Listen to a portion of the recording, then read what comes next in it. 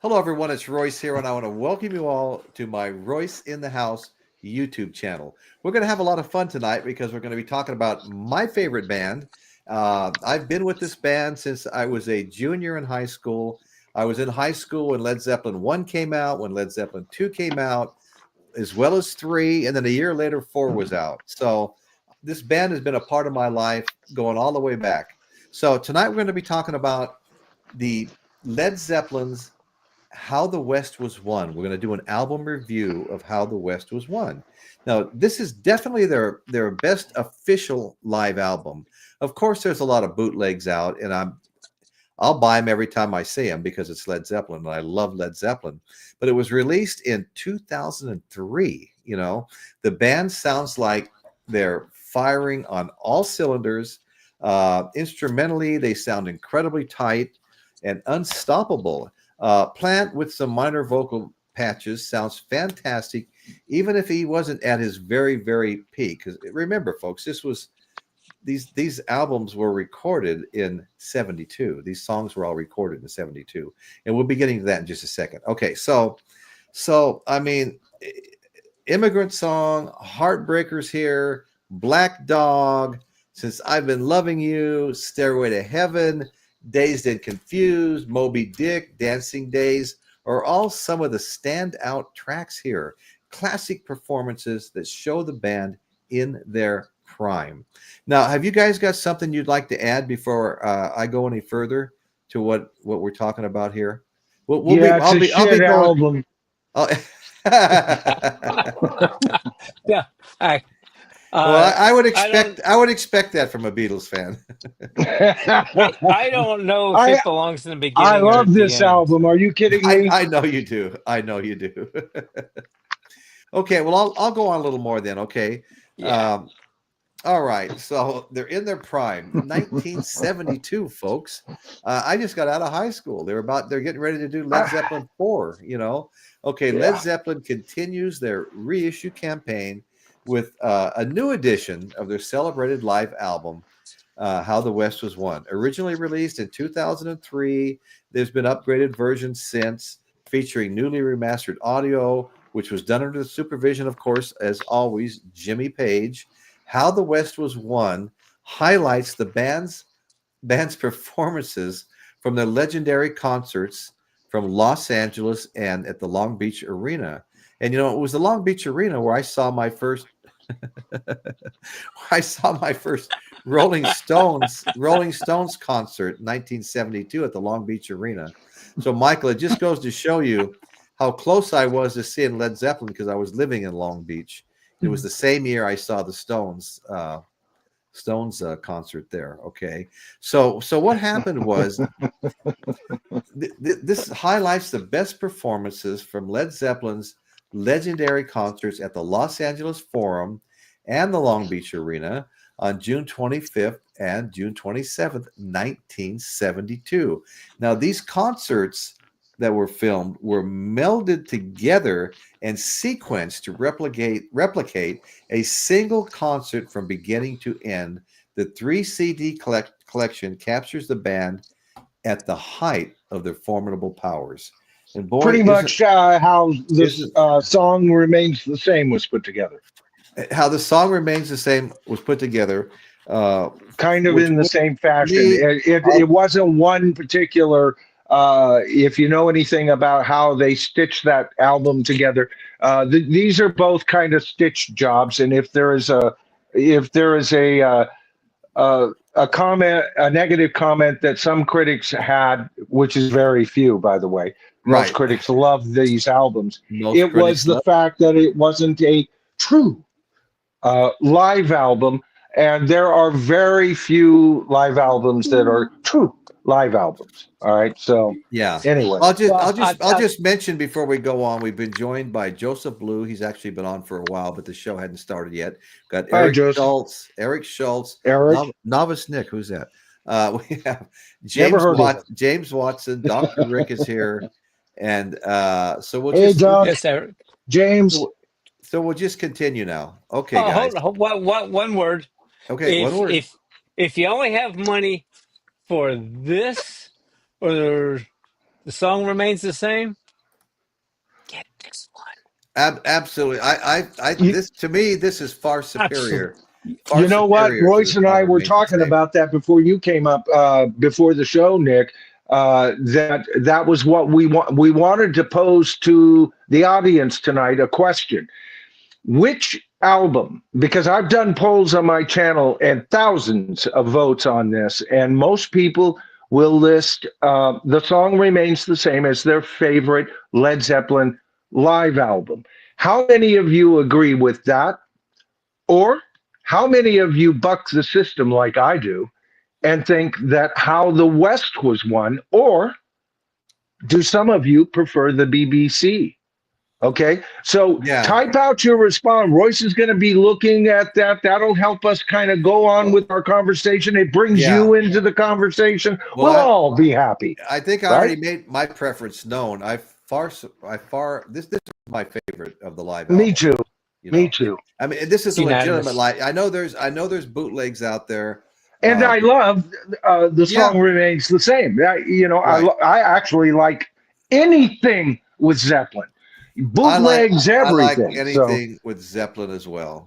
but out of the Absolutely. proper live albums, this is, I think, my choice. And Chris isn't up here yet tonight. Maybe he's having difficulties like last Yeah, week.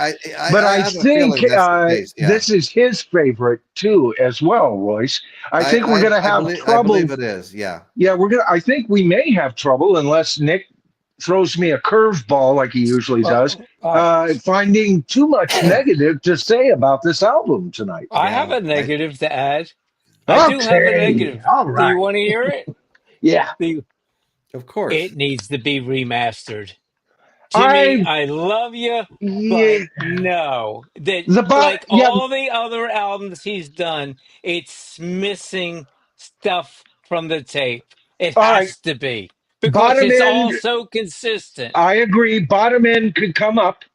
All right, so that I'm hearing a little more bottom or John Paul Jones, and the vocals could be brought up. Nothing wrong with Jimmy's guitar playing, and Well, that's the he's my obvious, guy, yeah. right? The And the so the it's drumming's because all. of Jimmy's playing. I hold. Oh, he doesn't get any better than this album. Anybody wants to tell me who's the best rock guitarist on planet Earth, and you want to bring the very best album to prove your point with Jimi Hendrix? I'm going to bring this one up. I'm going to Okay, bring well, this album up, and I'm going to prove that Jimi Hendrix is the best rock guitarist in rock and roll. I don't know how to Fantastic. master an album. I don't know Now, how to do all that, Michael, but go ahead. Sorry. when you take the four controllers of perfecting each artist in this band, as far as bringing them to the front and showing their optimal talent, Uh Jimmy, huh. of course, did himself as best that he could bring He in the music.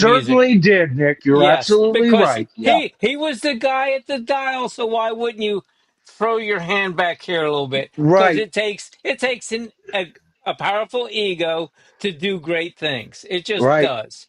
Yep. Okay, next on that we got, of course, you know, Robert. Robert's tuned up there because the guitar playing needs the singer.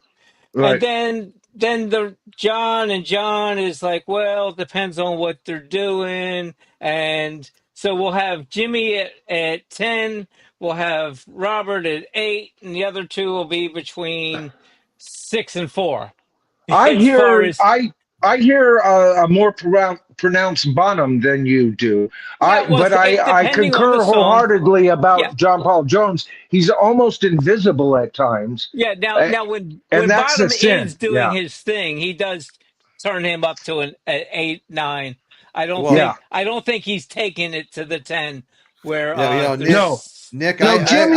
I agree 100% that the bass seems to be a little bit lost in the mix. Yeah, and Jimmy is the most predominant thing you're going to hear on this album. I absolutely all of them give though. that to Nick. He's All the absolutely right. remasters are that Yeah, way no, well, he's equal with John Bonham. on That some. yeah. that Well, night, see, and that's what I'm saying. Where I kind of backed off what Nick was saying, Royce, and where I kind of agree with you is I think Bonham gets enough prominence on the album, but it seems maybe he seems like he isn't because the other half of the rhythm section isn't there, Right. and so they really need. But Moby Dick, holy You got to shite, remember. you know, I said that with a 19-minute bottom caveat. solo. Yeah. That was yeah, with a caveat, and that's when bottom is the lead, is doing most of the music. Yeah, he right, gets turned up and featured like Yeah. right, Jimmy would feature himself. right, But And there's if not a Jimmy is playing, then bottom gets dialed back. and there's right, very, and very, there's very little remastering of Bono's work. I have to say something real quick, Michael. Sure. yeah, Moments ago, I almost broke out in applause, and you surprised a few people in the chat as well when you referred to Jimi Hendrix twice when I thought you meant Jimmy Page. ah, no, Yeah. okay. So here's what I said in case people. Well, here's what I intended to say in case I Okay. screwed up. Take any live recording of Jimi Hendrix, a whole album's worth. If there is Okay. no such thing, go grab enough tracks and then compare those tracks to the same tracks that are on this album. And what I hear when I listen to him, and I have tons of respect for Jimmy. He's in my top, Oh yeah. Jimi Hendrix. He's in my top 5 guitar gods of all time. But to me, I hear the superior guitarist live and a willingness. We're going to talk about this track to track, folks, and I'll be discussing exactly what I'm talking about. All right. A willingness not only to paint himself in the corner on solos, but to do so, providing every single piece that you heard on the original recording, but he can't do that because he overdubbed 6 guitars on the original recording, each playing different parts. So he's playing all those parts, and this is what he did live. He'll take a snippet of this part, add it to 2 bars of that part, and it's a cornucopia of Thanksgiving delight. Oh, he Right? he overlays a lot of tracks in there. Yeah. Oh, he's marvelous on this album. I stand No, firm on it. he's fantastic. Stand firm. Yep. Well, it's a live album, so yeah. Yeah. His live Well, and live playing yes, is amazing. yeah. Now, is this all how he sounded on that particular? No, it's not, because it is heavily edited. They'll take this portion of the band playing on a Tuesday, that one a portion of the band playing on the Wednesday, right? No, And that's they right. blend That's them right. together because they were Yes. hotter in those sections. But Yeah. everybody's guilty of that. I know. For the most part. One famous live album is Paul McCartney, Wings Over America. They didn't do that too much. They would insert, Paul would go, ah, when he did a squeak on an absolutely wonderful recording. Jimmy McCulloch, Nichols might come in and place like 4 notes here. Okay, it's known for having a light touch. And so it becomes more of a true live album. But I'm not concerned about that here. I'm talking about the whole product, and it's a wonderful live album. Yes, to it me. is. Yes, it is. And but if there is, to all you people out there who are typing away, I'll take the song remains the same. I will give this to you. That was mixed when the whole band was still together, baby. All right. So nobody got to the fore, and you get a much more blended sound on that album. But I am such a Jimmy Page. See, I must have screwed up. You said did, Hendrix but it's a Freudian slip. You just don't want to admit. That's okay. Hey, You don't want to admit, like me, Hendrix is That your acid number 1 trip also. is flashing you back, brother. But here's the gig, Royce. You got them talking. Right. Well, I got to say to Dan Goucher here. Dan says he said earlier we're kind of stretching out Led Zeppelin a little bit. He says the BBC sessions and the Mothership collection are coming soon. You're 100% correct with that. Dan's got a point, but we're bound to determine. We kind of committed. And we're kind of stuck at this point, Well, somebody said last week. Beautiful. I love that black ending. I just love that. My version doesn't have that. No.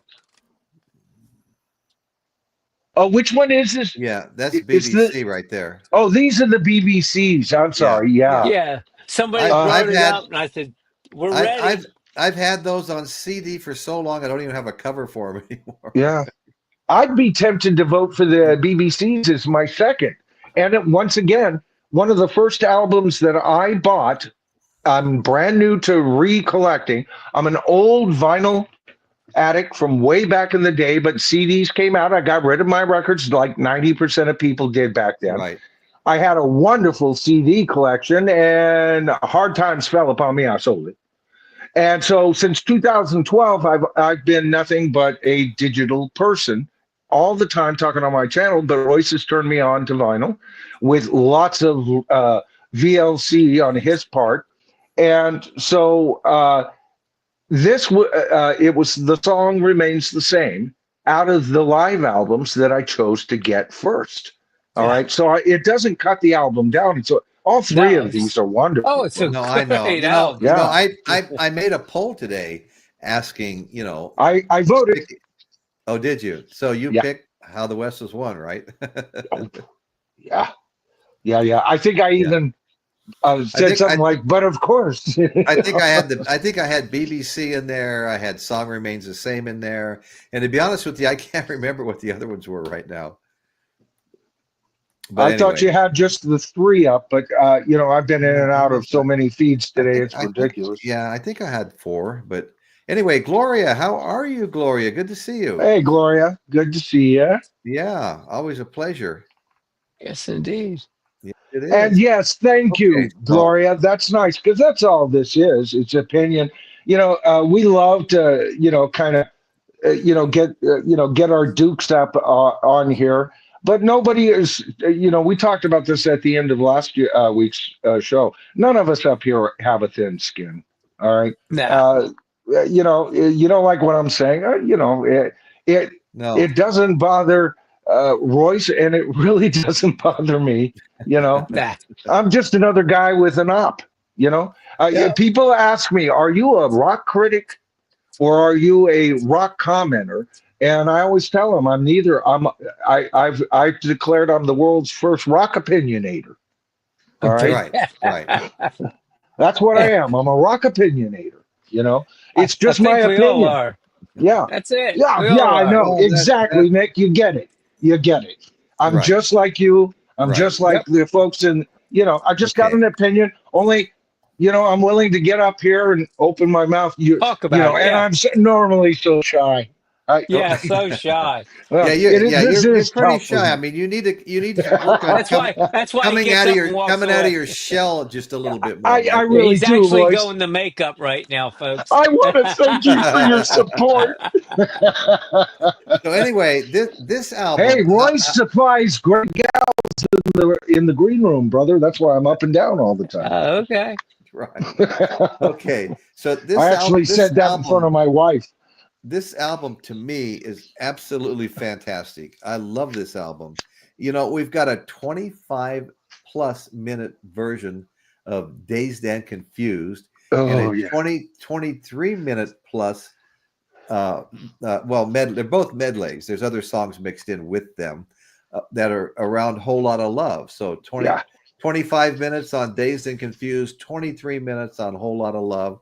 The performances also capture the band introducing songs from its then unreleased album, Houses of the Holy. Because, I mean, this was 1972 that these live performances were made, which, you know, House of the Holy wasn't released for another 9 months after these performances had taken place. So but you know, this album does a fine job of representing the first 5 albums of Zepp as a whole. Yeah, really great. Absolutely. Yeah.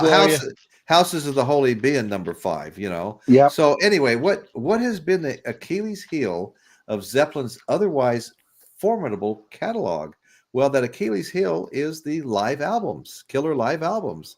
And of course, that's over now with this one. And I don't know if there's ever going to be any more, you know, released. I think there will be by the Zeppelin people. Something on a par. Okay. Yeah, they were missing something. No, on a par. they've got a new they have a new documentary coming out Next in year. 2025. Are you freaking kidding me, Royce? We're getting some new and unheard live stuff with that for sure, or something from them. Yes. Jimmy can't keep his hands off of them. You know that. Come on. Okay. Okay. Yeah, Well, I good. think that's my I'm looking prediction. forward to it. You know, Yeah. Oh, me too. they were lacking something on the par with like a Who's live catalog. You know, Right. or the other killer albums like Who's Live at Leeds or the Rolling Stones. Now, this was my favorite live album when I was a teenager. The Rolling Stones, Get Your Ya-Ya's Out. That was my favorite Uh-huh. live album. I Mine recently was live at Leeds as a teenager. what was it? Totally Okay. into that. And it's still Yeah. in my Well, top five. Yeah. yeah. Well, Fantastic live yeah. album. No, I recently found Get Your Ya-Ya's Out. Well, recently, 6 months is recent, and I bought it, and I love that album. It's a great album, but I love this album. It's much better. But so the soundtrack for Zepp's 1976 concert documentary, The Song Remains the Same, doesn't hold up without the movie's trippy visuals, and I agree with that. I definitely rank this How the West Was Won above The Song Remains the Same. To me, it's not even close. Although I like The Song Remains the Same. Don't get me wrong. But anyway, so in 1997's BBC sessions captured the band at its ascent rather than at its peak. Okay, so to me, this is the best there is. Now, I have another album by Led Zeppelin I really like, and it's called Rarities, and it was Royce, can I say this about the movie? Since you, yeah. to me, the best way to watch that movie is slightly enhanced, whatever it is, go juice that you like. Right, right. A martini, uh, a or whatever it is that puts No, you in. Michael, that Then movie, it yeah. is a masterpiece. But if you watch it sober, it's jagged, man. It's jagged. No. But Marvelous footage of them live, I but absolutely love it. I absolutely love it. Chris Hill, was it? Got a hold of me on my channel talking. So he may be out there watching. Because we all know how much he likes No Quarter. So when we get to that, in honor of Chris, right. I have a few things to say about that because that's one of the highlights on this album. So now you're talking about How the West Was Won? Yep. Okay. Somehow that escaped me. But anyway, we'll be. Wait a minute. Was it? Maybe it wasn't. Let me check. What was it? No, you want to know the highlight of this one here? Since none of us have it on vinyl, the Yeah. highlight was disc one. This Yeah. one. If I had a this one disc was to excellent. choose, I'd agree. Yeah. Yeah. Yeah. It's unbeatable. Yeah, Yeah. it really is unbeatable. I don't see how Right. you It was cannot sit over the there. hills and far away. I knew Chris was a fan of No Quarter, and that's why that slipped out. But I also know he likes Yeah. Houses of the Holy like I do. And when we get to that track, I got a few things to say. Yeah. I just didn't. Yeah. Before we go on, let's talk about what this album reveals about Led Zeppelin. First of all, Let's do it. anytime anybody talks about jam bands, the first name that comes up is always the Grateful Dead. Now, I have huge respect for the Grateful Dead. They had some of the best musicians, but they never got to me. I just didn't get them. Okay, I tried many times because I knew that I was missing something. Not everybody could be that wrong about that.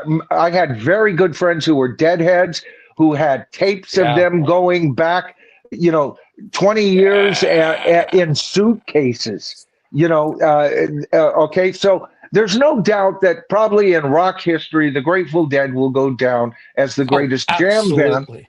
And yet, for me, the greatest jam band on the planet, and they're not even recognized as such often, is Led Zeppelin.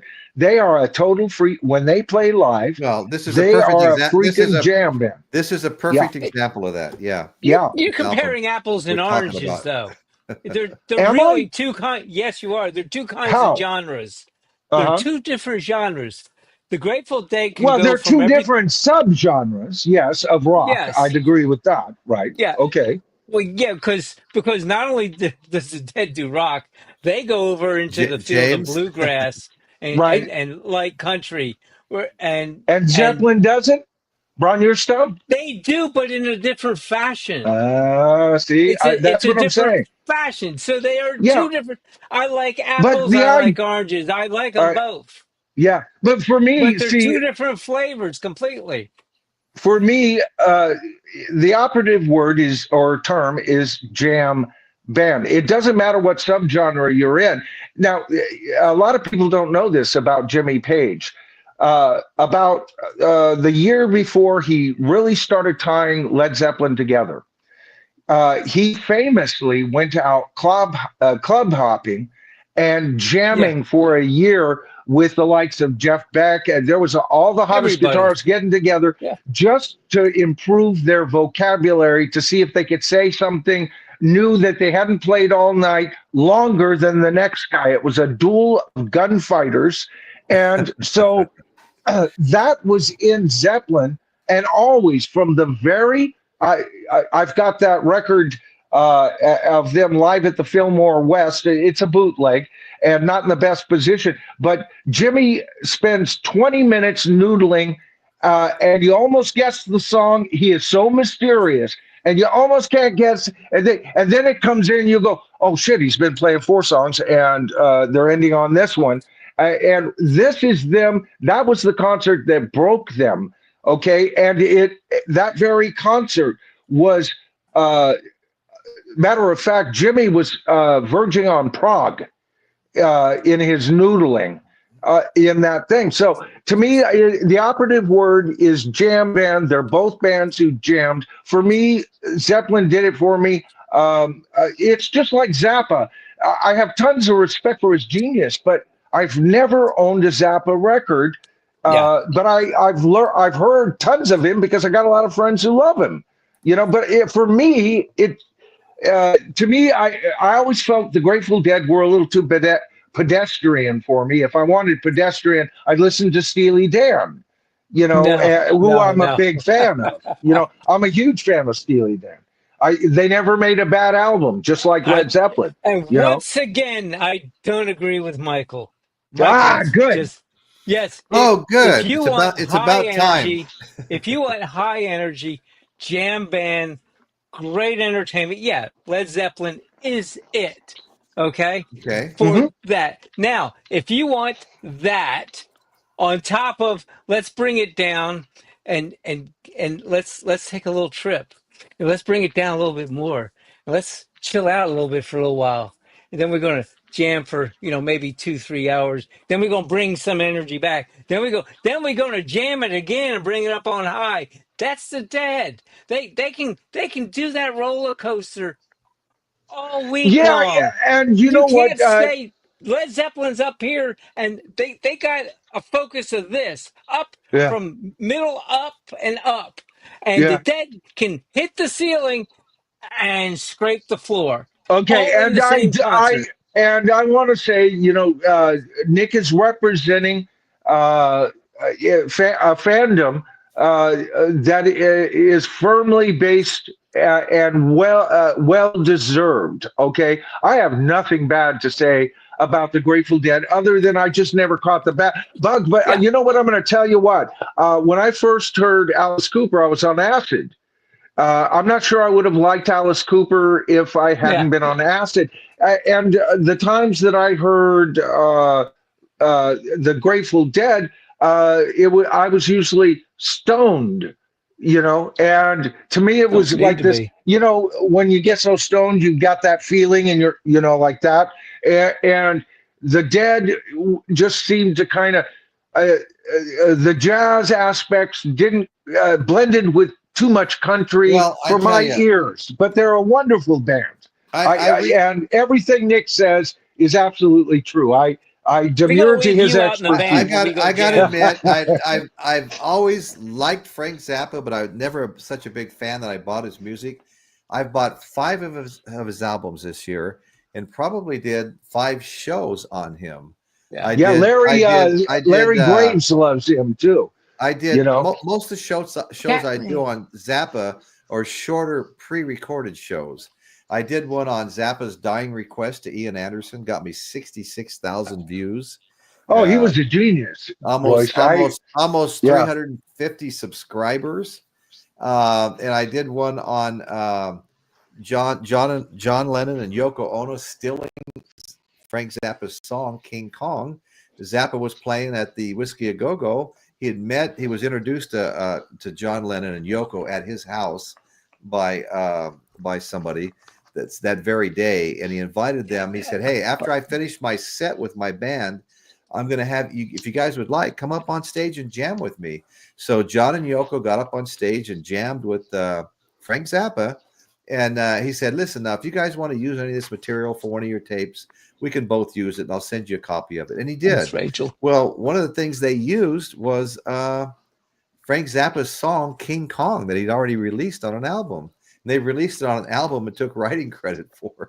So that was a fun show to do. And Royce, I got a question for you. What's that? Those really sound like, I'm serious, really interesting videos. Is it true that if you sub to your channel, people get notified of those videos? They absolutely do. You sub to Really? my channel, you'll get sent, and hit the notification bell when you're doing it. You'll be sent a notification that these shows are coming on. And anyway, get that notification bell. And also all of those shows are available right now. You can go to my channel and go watch them. They're there. Wow. You know what? You are the master, Royce. I am your biggest fan. I'm serious. Thanks, Michael. I am. No, I'm kidding around here, but I also am. You know that. Well, it looks like we've been joined by Rachel's ghost here, folks. Hey, yes. Rachel. Yeah, I already told him I came over from your Patreon and that you had given your praises for Royce's show here. And we discussed how some of your concerns being over here and how we both think that's garbage. But welcome, girl. Rach. You know, welcome. Rachel, if you'd like to jump on, I just put a link anytime. She's going to watch a movie with Sue. Oh, she is. Okay. Yeah, that's okay. Yeah, so have fun. Okay, Thanks for stopping by. We'll give you a pass this time. Anytime. Yeah, no, Rachel. great to see you. You know, you're always welcome. Yep. Absolutely. Always welcome. We love very you, knowledgeable. Yeah, she can talk music off the top of her head as good as anybody I've ever seen. I love her. I think she does a great job. Yeah. Absolutely. Yeah, no, it's really great to see you here. And we have Caitlin's magic. It would have been good to have her on, Royce, because I think Zeppelin is like number 3 for her. So Zeppelin's number 1 for you. Zeppelin's number 2 for me. You know what I'm saying? That would have been kind of an even panel of Zeppelin fans. Would have been very balanced, Michael. Hey, balanced. Royce. Yes. Question, Royce, just so Rachel knows, because she's going to go do movie night, but she's going to try to be here next week. What album are we doing next week? So she might have a heads up on that. Well, are we doing the BBC? We could do that. I was thinking maybe because all I have of the BBC is 2 old CDs. You can barely even read what's on them now. But that doesn't mean anything. I don't have to. You know what? What do you want to do? I've been up here talking albums like this with you, Royce, before I ever had any physical media. So, I mean, we could go with the BBC. There are sources where we can all hear them. And There's no I don't see why not. Okay. Let's do the BBC. Okay. Right. Yeah. Let's finish it off right. Let's finish it off right. At least with the BBC. Yeah. After that, we'll have done Song Remains the Same. We'll have done How the West Was Won, done the BBC, and then I want to switch to a few compilations like the Mothership, for example. Yeah. And even review, even though John Bonham had left us already, even review Celebration Day. Yeah. Oh no, we got to do Celebration Day. It's the outlier. Good. It's not true Led Zeppelin, but yet it is. You know, we got to do that. That's exactly right. Yeah, that's how I feel. The genetic code is just about identical. Yep. Yeah. It's the genetics that actually make me lean toward to almost calling it true Led Zeppelin, but not quite. Yeah. You know. Right. But that's high praise from me, by the way. Very high praise. I love Celebration Day. I love that concert. I own the album. I own the in so many Yep. formats. It's crazy. And what a way to go out. I'm still not happy we haven't gotten one more. That's a good And one, Zepp James Earl, Watson. Zepp Earl often, and Ernie from Tectonic Architects, and Helene over on my channel. These are longtime viewers. Zepp Earl goes back to when you and I first connected, Royce, and Sounds all good, of Rachel. them, all of them say that, get over it, Michael. That was the last one, it would only be a disappointment at this point. I want one more, though. I know. Number 3. Okay, I I agree. was right. I was going on memory, Rachel.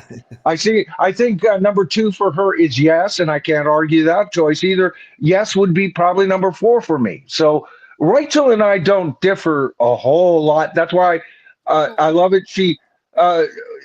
Rachel and I are both we're like C's samplers kind of listeners, and people will often say, yeah, well, yeah. You talk about the safe bands. You talk about the big. Well, all I can say is get a clue. There's a reason why they're the biggest bands on the planet. I didn't waste my time with bands that were going nowhere or down a field I didn't want to hear.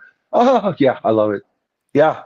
And so, oh, wow, look at that. And so my so-called field of expertise, if there is such a thing, it's all just a bunch of memory and then effort on my part to put out my videos, is all based on what I loved as a kid, what I loved as a musician. And these are my choices. And if they're too easy for you, well, Mazzy talks about off bands, go see one of his excellent films, or videos. I've watched a number of he has a wider. I films, think Mazzy has a wider palette than I do. he likes a lot of different types of music. Yeah, and that's fine. I occasionally go on over there to learn something. You can't. He's a big channel.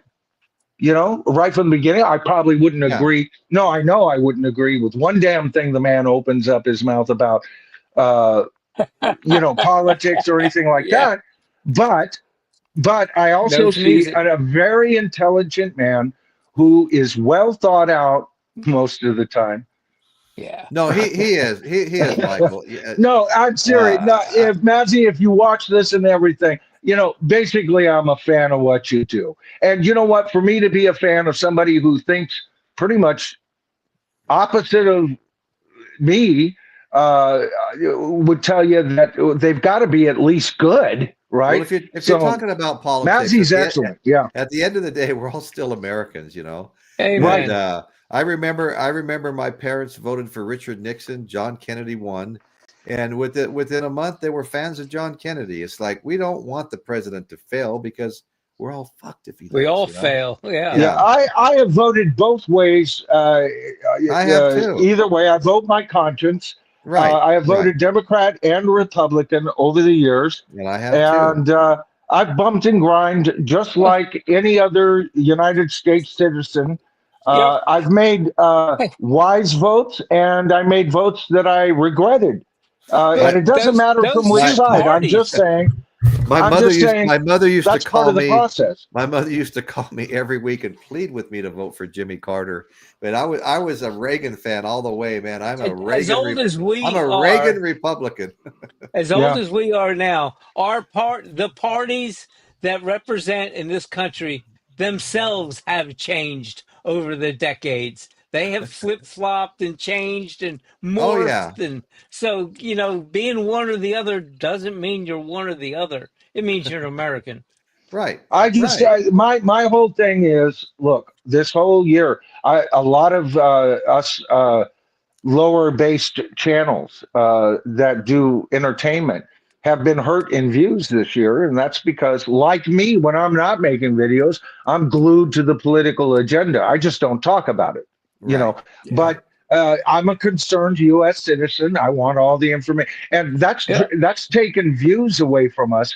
I've felt it very heavy on my channel, but that doesn't matter. That it was a historic year, And Yep. I'm just hoping we can kind of get back to a sense of normalcy Get back to work. and get back to getting some views for us content creators. I'm Right. selfish, Hey, you I know. just want to Yeah. say hi to Groovy Lisa. She's letting us know she's been a little late getting here and stuff like that. But we always appreciate you being here, Groovy Lisa. Yeah, Gazerk, that's a good top two. Yes, Go ahead. that absolutely. Yeah. Yeah. Right. Yeah. No, he's always got great things to say. Yeah, I love it. Yeah. God Zeppelin bless is done. America. James Watson says after Zeppelin is done, we can do a 10-part series on the Rolling Stones. That's Yeah, right. 1 decade Or per. we could just start doing individual Zeppelin songs. Right, Royce is on a roll. Italian roll. Yeah, that's Yeah. it. Yeah, Gloria says that Led Zeppelin let the Bee Gees borrow their plane for their Spirit Having Flown tour. Yeah, that's cool. One of the Yeah. most successful tours ever. Yeah. Yeah, the Bee Gees were huge. My oldest daughter, Amber, she absolutely loved the Bee Gees. Well, I Because loved the that was Bee Gees until they became disco, and then I lost interest. But I loved their stuff before their disco era. I actually loved Hey, those even songs. their disco era was good. A lot of it. For disco, yeah, you're Yeah. right. I'm just Yeah. not a major disco fan. That's all. You Right? know, Yeah. It disco had a put me market. out of business, Nick, and every other musician I knew. Well, They ripped off their It's bandstands at every bar and put in a disco ball yeah, and I put in a know. jukebox, and it put a lot of us musicians out of business. So I had a distaste for the damn thing right from the start. So Well, it's yeah, just like life itself. If you don't change with the times, you right. disappear. You I Yeah. have just to waited for the times to change on them, brother. Yeah, change we And then back. Yeah. then punk and new wave hit, and we were back, right back on Yep. track. It was, right. Yep. disco was just a blurb, just a Well, blurb. like so many things in life, That's all right? it was, just a blurb. Just- We have lots of blurbs here. Yeah, But it was a beautiful Jixer, blurb. Jixer, Led Zeppelin 1, Pink Floyd 2. That's a great comment. Yeah. American voted wisely this year. Okay. Well, Beatles whether will they always voted be- wisely or not, it's done, and it Yeah. gives us an opportunity to move Mend forward. fences. Yep. We've got to every year. Just think about it. If you were disappointed in what happened, the other side was disappointed last time, Yep. and there were the whiners on that side that looked horrible, but for the most part, people on the other side just got back to work, started paying their mortgages and Yep. everything, and Yeah. and did what they could. And then we had this happen, and people voted for whatever they thought was right. There's no portion of this country that is trash or uneducated or, for that matter, overly stuffy liberals either. I don't believe in any of those monikers. I believe in people I don't either. gathering information and voting their conscience. And for those who won, congratulations. For those who lost, next time, brother. That's all I can say. Next time, we'll get them next time. Guys, it's gone Part of back and forth forever. Yes. It just maintains some balance. I mean, if it didn't go back and Yep. forth, we'd be a dictatorship. It's Here's the a secret for everybody. great Everybody experiment. thinks planet Earth is this well-formed little bubble that was perfectly designed to sustain life. Planet Earth is a fucking jungle.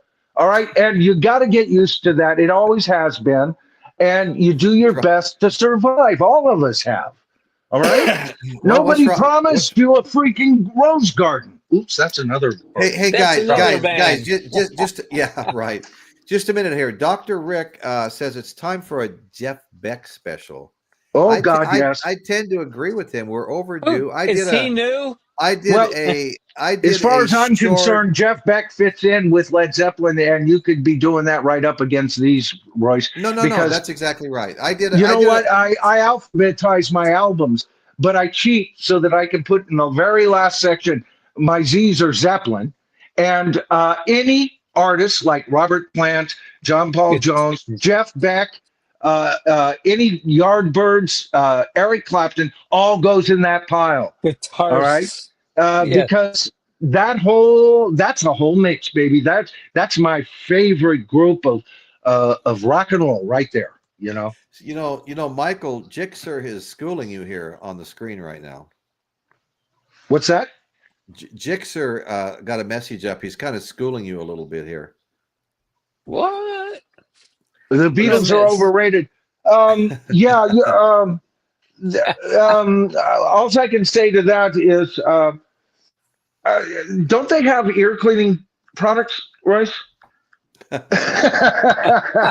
No. I've never heard you so tongue-tied, Michael. No, actually, because we were talking about this just before the show started. We were talking about and that. Yeah. I was telling Royce that I think, because in my polls, a lot of people lately have been saying, because I have a video out that says that the greatest bands in rock and roll, my latest video, is the Beatles. And I relate them as Zeus on Mount Rock Olympus. And then Led Zeppelin, second in charge as Poseidon, and Pink Floyd as Hades, the third brother who resides kind of away from Mount Rock Olympus. So I've got this whole theory going, right? And I just did the video. And a lot of people just in the comments on this last one were saying things like the Beatles should be placed above all lists. And there is an argument for that. And the reason I say so, I don't do this, but I could see an argument for it. That's all I'm saying here is, they tripped the light fantastic in every single subgenre practically known to man, the Beatles did. Okay. Well, so it's hard to define them as like this hard ass, kick ass rock band when you're talking about Led Zeppelin or Pink Floyd on stage, right? Right. Yeah. But when you They're not take a look at their total output, would Pink Floyd have even existed if the Beatles hadn't existed? Look at the history leading up to those bands and the fact that the Beatles even quit playing live so they could produce some of the most trippy ass stuff you've ever heard in your life. And they're placed in history now to the point that people are even second guessing Sgt. Pepper's Lonely Hearts Club Band, which and giving it less and less shelf space in the polls, when in fact, there's an argument that that's the greatest rock album ever made. It's not my favorite Beatle album, but I could see that argument. So since they were the progenitors of so much, it almost seems like you got to take them off the list, put them up on a shelf, and then start comparing the other bands. Now, I don't subscribe to that, but a lot of my viewers got me to thinking, and while we were warming up for the show, we were talking about that, right? Are the Beatles becoming a meme of themselves? Yeah, that's a good question, Nick. I have they become too institutionalized? Yeah. I mean, they're there, but it's to the point where, oh yeah, Beatles are great. What else do we have? Yeah, exactly. It's like they I become a spent a meme of year themselves listening to the almost. Beatles. That was nice. Now they're I'm great, growing. but Yeah. yeah. I mean, they're all these adjectives, and that's great. But what else do you got? you go back to 64, 65, the Beatles were everybody's Yeah. favorite band. Yeah. But there was a swarm that came in, the British invasion, and you had the Rolling Stones, Eric Burden and the Animals. And as I look back, I like some of their music, maybe even better than the Beatles' music. Nobody was writing their own songs before the Beatles came. How about the blues that went to Europe? Just that change alone. Because all these bands that we're talking about besides the Beatles are also freaking songwriters, right? No, I hear you, Michael. But the Beatles were a pop rock band invented songwriting. When I came back home to the Beatles was when Sgt. Pepper's hit. And many people did. That to this day is one of my all-time favorite albums. What music was going over to Europe after World War II and before the Beatles? What music was headed over to Europe at Blues, that blues, time blues, slot? blues, Thank you. blues. And Yep, where? Hello. Need I say The more? American blues, yep. absolutely. Yeah. But you know That what? The That's the British, foundation of teaching, songwriting, changing. I mean, just so many yeah. different genres. Well, the absolutely. American blues were revered in the UK much more than they Yes, were here, and it absolutely. wasn't until the UK brought them over here that everybody benefited, even though they stole their songs, copied them. A lot of them got caught. A lot of them got paid for it, but they took off as Yeah. as artists. They were selling more stuff than they ever sold before because these British bands brought their songs all over and was playing them. Look, Yep. they learned something that was brought over to them and they added to what they were doing and then Yeah, exported it back. And Right. exported and it it was back, something different. and everybody benefited. In particular, the old blues Yeah. artists that Absolutely. weren't Yeah. getting paid very. They were on the Yeah. Chitlin circuit. They were on the They didn't Yeah. get paid very well. Well, the thing is, you almost have to ask yourself, with uh, the the social situation of America at that point, before the Beatles, rock and roll was dying on the vine. We were getting, more and more singers like, who's the guy that played on 10 Little Indians? He was the hot new actor singer. We're getting all these Not surf sure. surf guys, single singers, Frankie Avalon, and Yeah. rock Oh, and roll was dying in America. Hmm. So you got to ask yourself, if the Beatles hadn't landed, uh, and hadn't become a thing, wow, it almost died with Buddy you Holly and know. Richie Valens. Yeah. Well, many people equated that to the death of rock and roll. But the That's Stones referred were to as the coming. day the They were, music died. Yep. the Well, Stones Yeah. were on their way.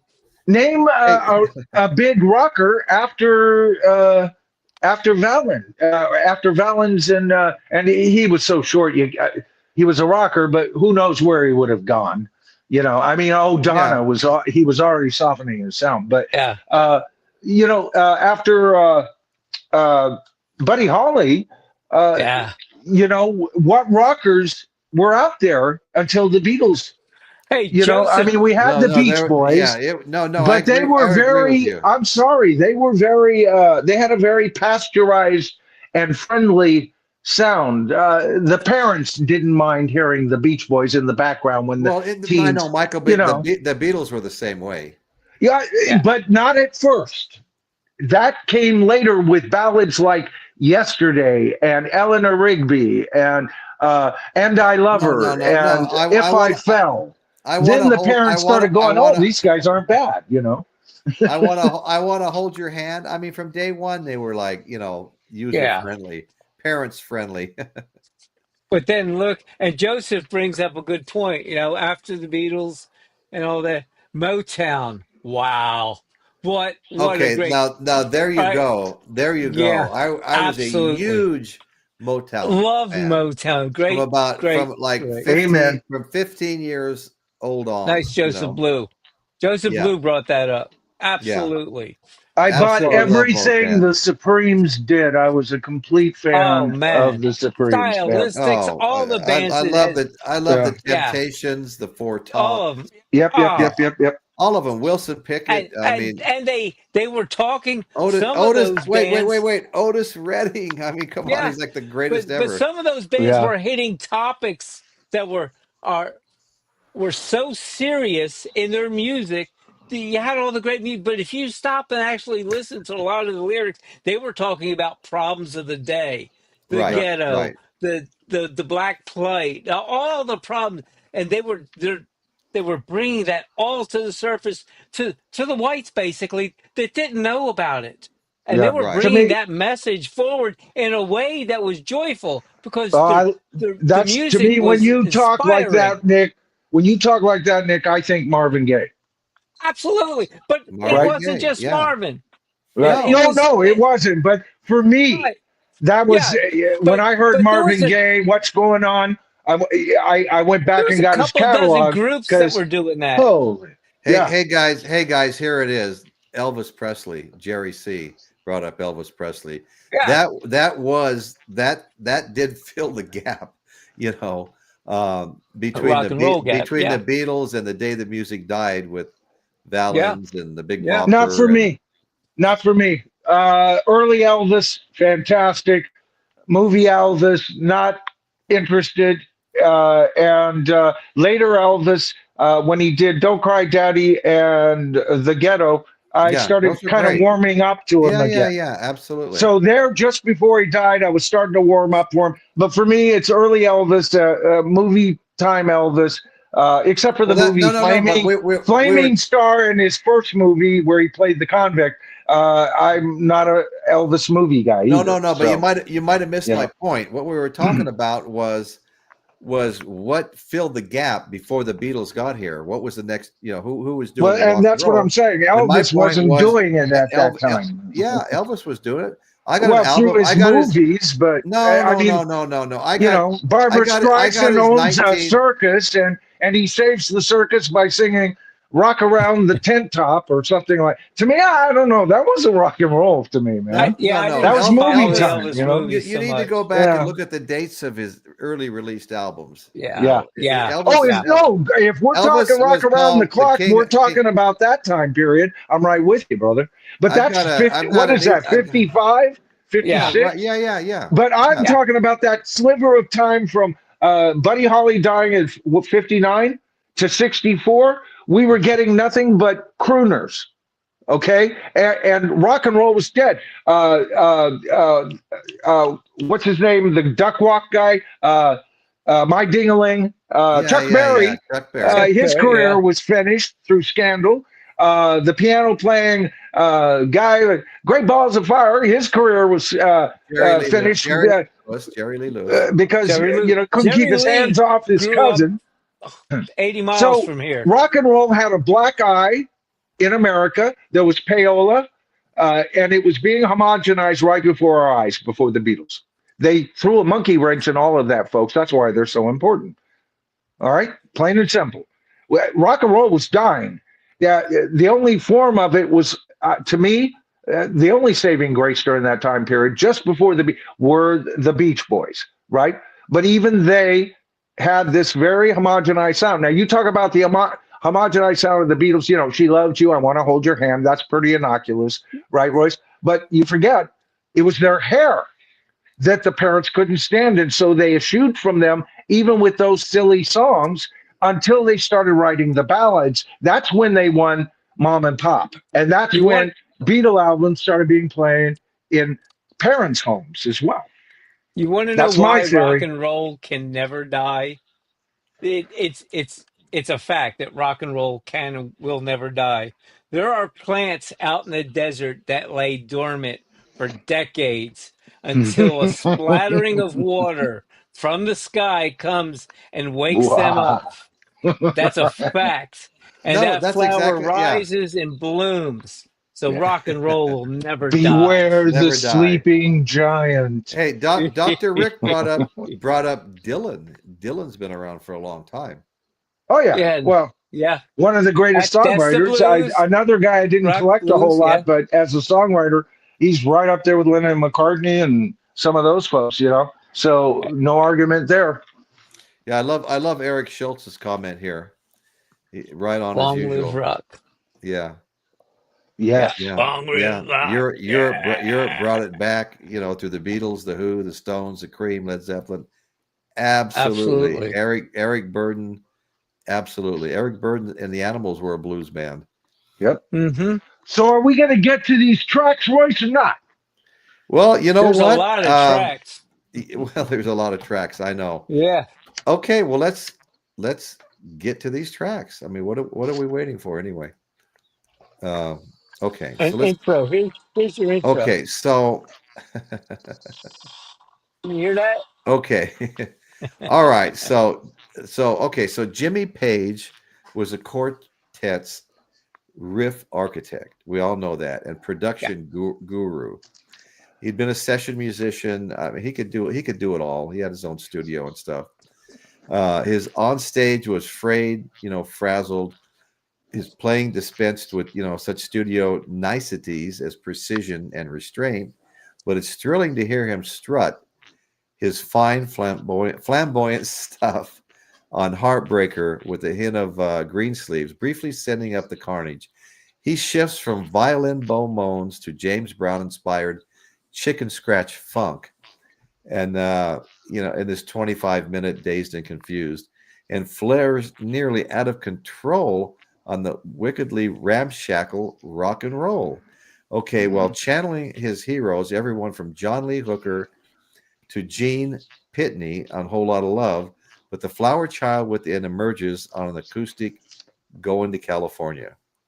Okay, so John Paul Jones used his mandolin, bassist, keyboardist, sonic gap filler. And like I said, I agree that he was kind of down in the mix. Bonham launches into a 19-minute drum solo in Moby Dick. I just listened to that right before my show started again. It was fantastic. Nice. Bonham, yeah. But, of course, Bonham, makes each of his percussion stampedes into a wrecking ball. And I love it. Of course, we have the blues of Willie Dixon's here and Bring It On Home. Sorry about Mountain that, Hop. folks. I had to relight my fire there. Okay, so why don't we get to the track listing now? Disc one. Now, I don't know. Maybe you've got the answers to this, Nick. I don't know why Ladrone's even on there.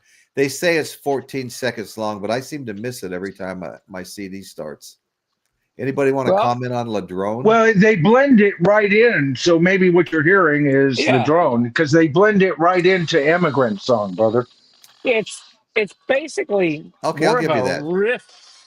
I'll give you that. I'll give you that. Yeah. It's more of a riff, just warming up the strings kind of thing. I love it too. Well, It's that's what I thought. I'll check it out. Perfect album opener, actually, for me. Yeah. Yeah, that set me in the mood the very first time. This is the one album I listened to the most in my truck driving around. Here it says 12 seconds. Yeah. But Yeah.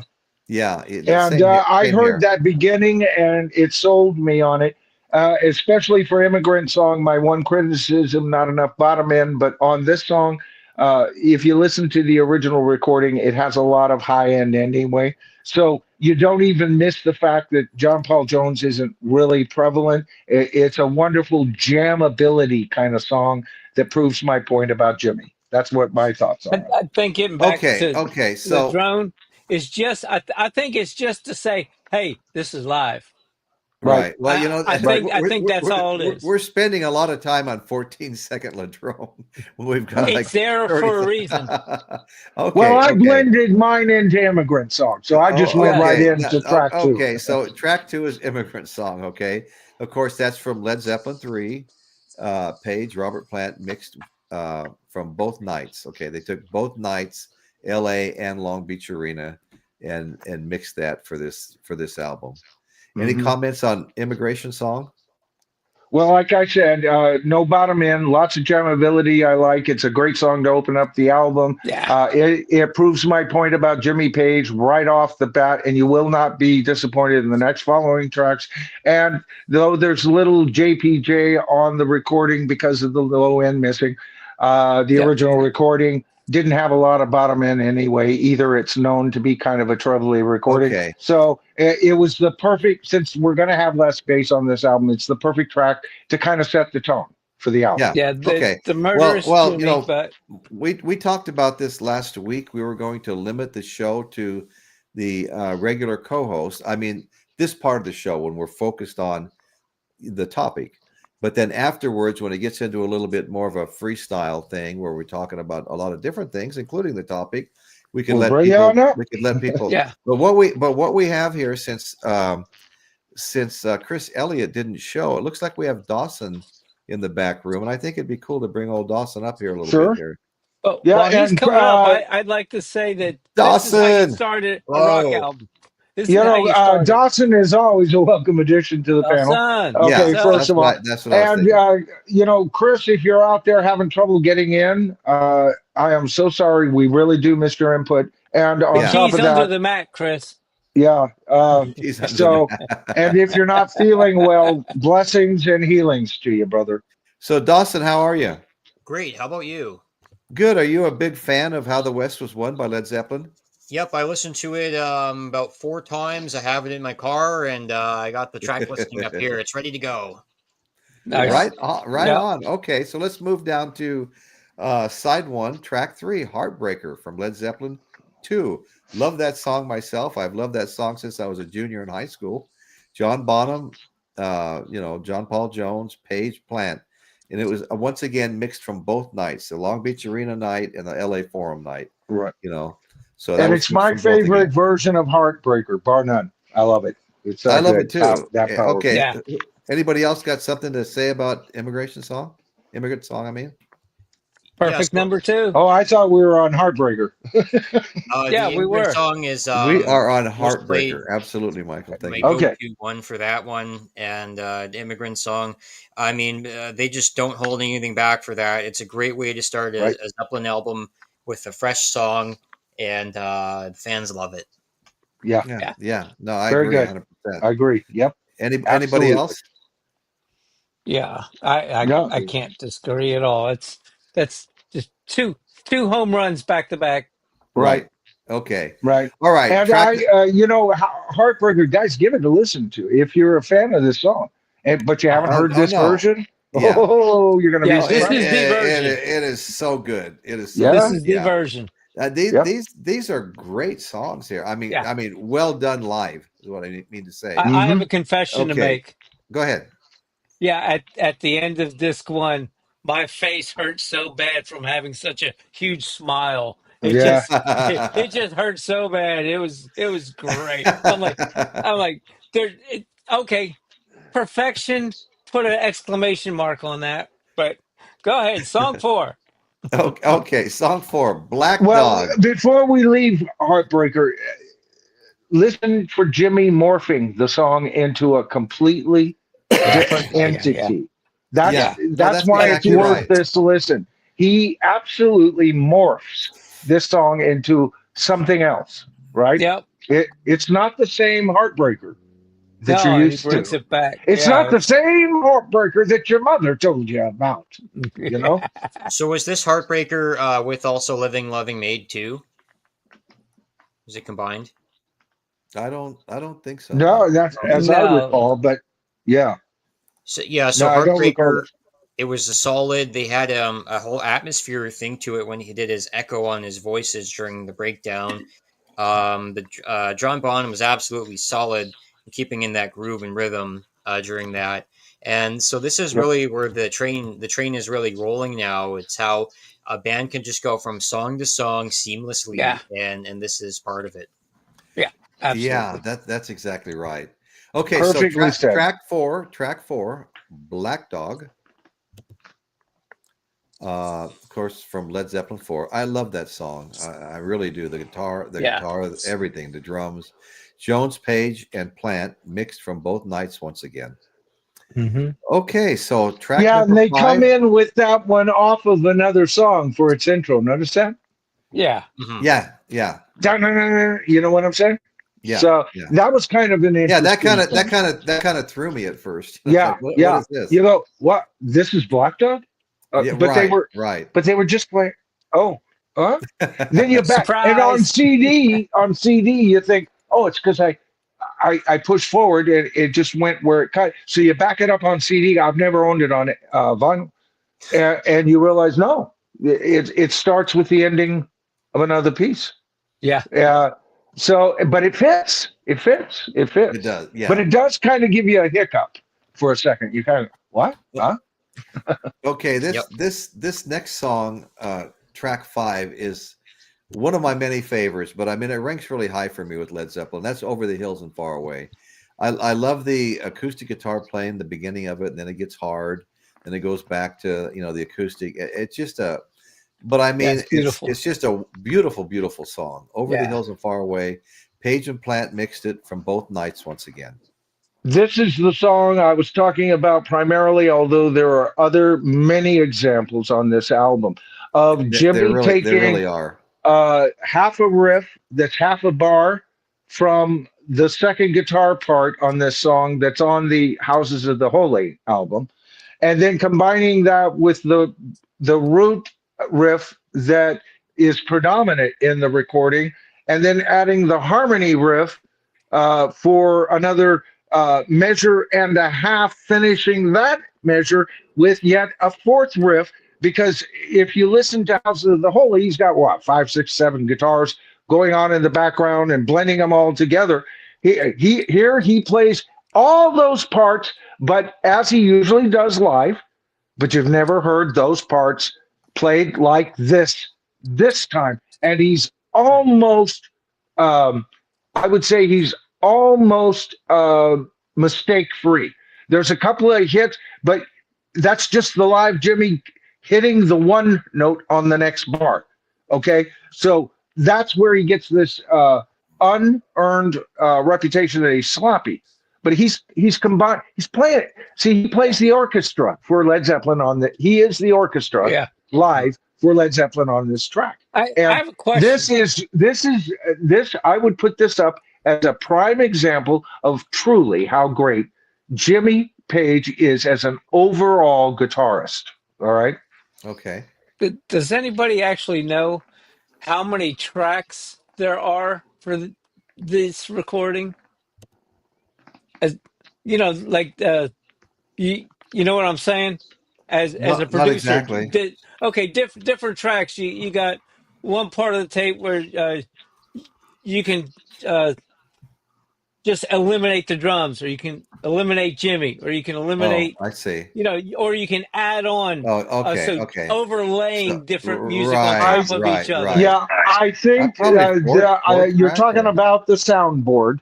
And Yes. the soundboard mix is what this album is all about. It came straight from the soundboard. Right. But sometimes there's like 24 tracks, 12 tracks. Right. And I think in 72, you're talking a 16-track soundboard, but for a 4-piece band with probably about 4 to 6 mics on Bonzo, that was more than they needed for separation for the type of band they were.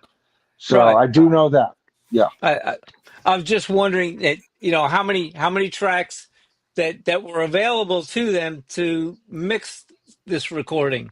You know, because probably 8 to 12 tracks of Okay, dedicated so mics. I that would gives you a imagine. lot of leeway to play. Yeah, Because when you're producing this music, you can also, like they did, bring music from other recordings and lay it in over top of it if you wanted to do. Right. So I was just curious as to how many the mixing boards back then were able to work at one time in order to mix. Well, you have to realize this Abbey is Road 70 did not get their 16-track board until 1969, but they were a little bit behind. 24-track, I think, came after 72, but not too far after. Okay. But even if they had 24-track board, they wouldn't have used it. They wouldn't have used all 16. Okay, so the 8 to 12 tracks probably. The capacity was definitely there. Dawson, Yeah, what do you maybe think? 14 tracks if they threw a couple of mics at the audience, right? Yeah. Well, Right. Yeah, for if they sure. used it both nights, they probably have up to 32 mics total, and then you aggregate the best tracks that will mix it on that. Black Dog was great when he played the riff forwards and backwards, and every song they played all the way through, and they turned the rhythm inside out and then back to normal again. So that when we got to this song here, Over the Hills and Far Away, Robert Plant said something like, "Hey, this is just a new album. It's a little album called Houses of the Holy." And it's not out yet. That was like, what? The little album, you never know when this is a new single. Okay, a new single, and then he plays that. It's like, whoa! It's very curiosity. This is where you start to go from straight rock and roll to kind of like, okay, we're going on an adventure here. Let's ready to rock and roll. We're going to go on this adventure, and this is the song that really propels the whole concert forward. Right. Remember, I think it was House of the Holy from that year was held off to November-ish, but it was ready in the summer, as I recall. I'm speaking on memory only.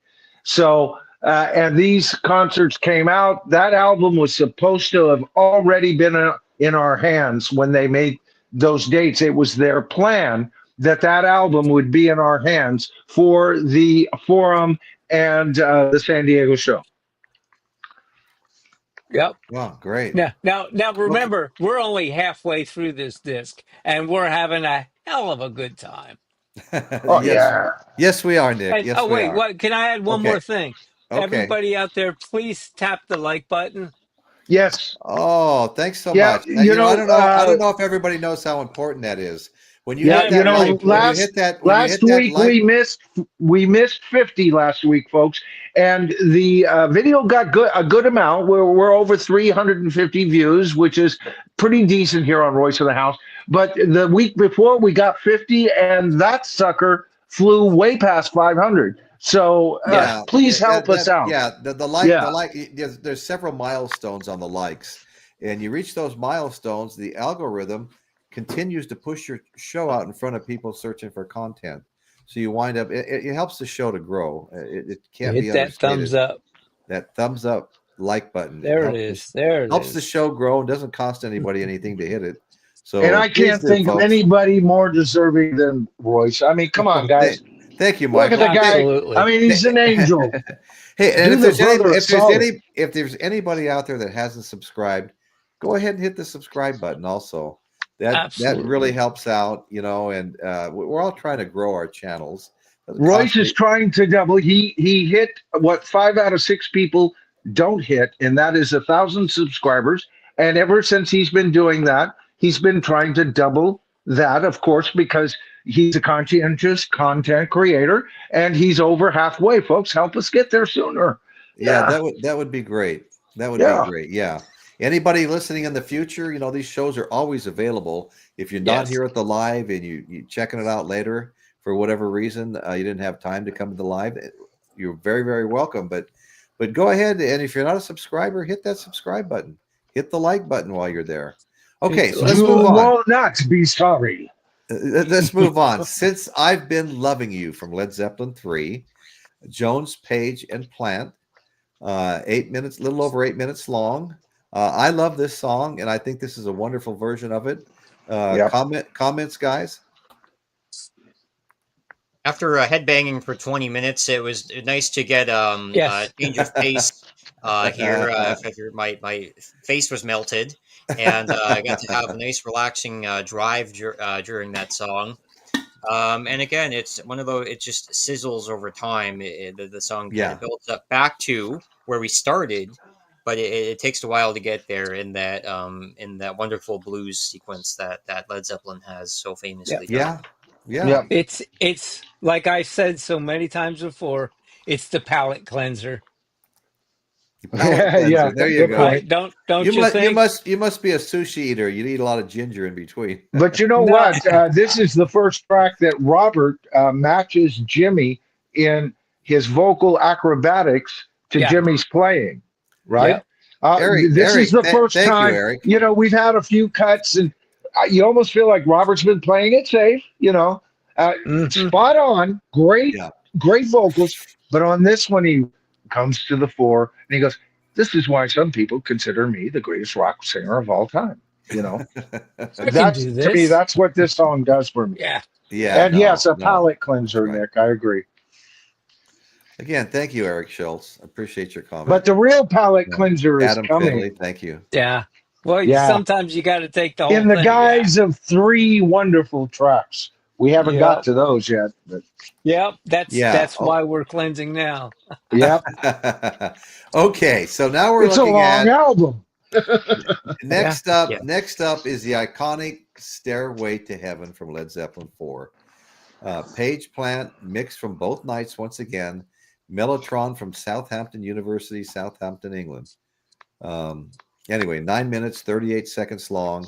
I love this song. I don't think there's a Led Zeppelin song that I've listened to anymore. It hasn't been unusual in the past for me to put my CD player, for example, on a repeat, and I could listen to it on a 20, 30-minute drive or something. And and I never really get tired of it. I love this. Well, I feel that Yeah. way about so many Led Zeppelin songs, but this I one has love really this affected me track. that way. If I had to choose, though, I would probably prefer uh, the song remains the same for Jimmy soloing and Yeah. everything. But Yeah. that doesn't take anything away from It's this a track. band. It's Yeah, It's great. not a Yeah, solo right, artist. yeah, right, yeah. right. This is a great track. It's worth the listen. Oh yeah, totally worth a listen. Jimmy really takes us the guitar flows on this one, and um, Mm. he does the treble boost that also blends in with the acoustic guitar that he's been doing. Yeah. Um, it's just another solid track on here. It's definitely a song that Led Zeppelin needs to have on this album, Right. and to keep people engaged, they definitely they put that on the first side, which is very a bold move for all the songs that they have on that track. Right. Yeah. You would have thought they would have held it off for, you know, Mm, An part two or encore. three, Yeah. but yeah. Good Now point.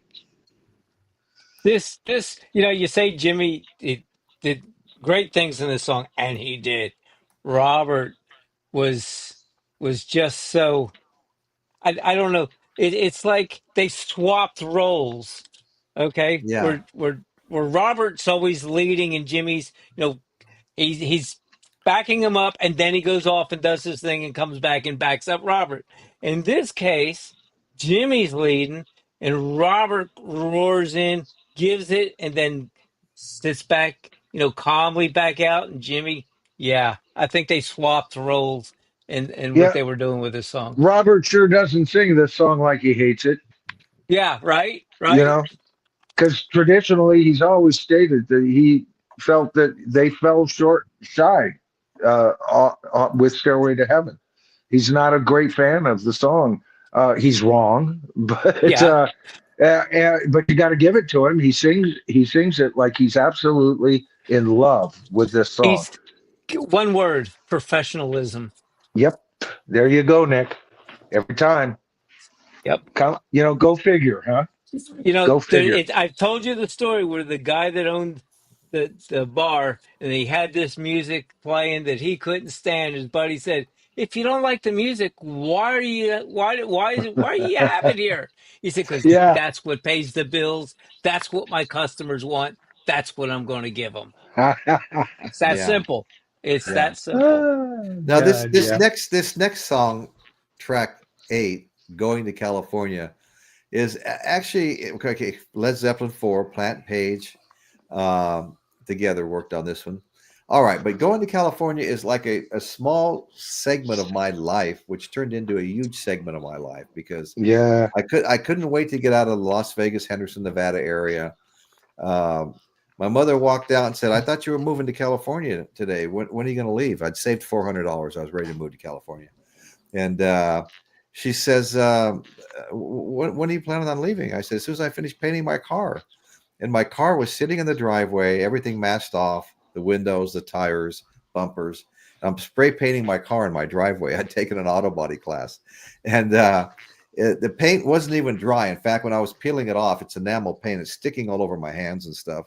I got in my car when I got the paper off and took off for California while the paint was still wet. And when I got to California, a friend of mine who had to move to California to live with his sister because he was getting in too much trouble, we'd go visit him, and those were all major adventures. Every one of those, Yeah. 12 days in a juvenile hall in Orange County, you name it. We were always in trouble on every trip. Totaled one of my cars because we left at 3 a.m, stoned out of our minds. Oh, God. Well, somebody said, "Let's go see Miles," and we're all like this, and we're like, Well, "Yeah." if you'd hung around with me, Royce, you would have been in just as much trouble. So anyway, I get to California. I told my buddy Miles, "Find me an apartment, but it has to have a garage for my Harley Davidson." I was 18 years old, already had a Harley and like 2 cars and a truck. And so I knock on the door at the apartment, and who answers the door but my wife of 50 years now.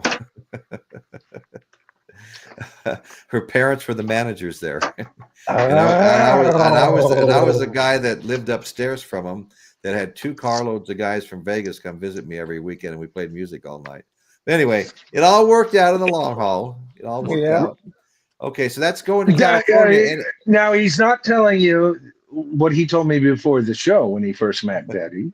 And we'll keep it He that way. said, no, I'm going to I don't spill the remember having beans. this conversation. I am going, oh, Royce, you fibber, you.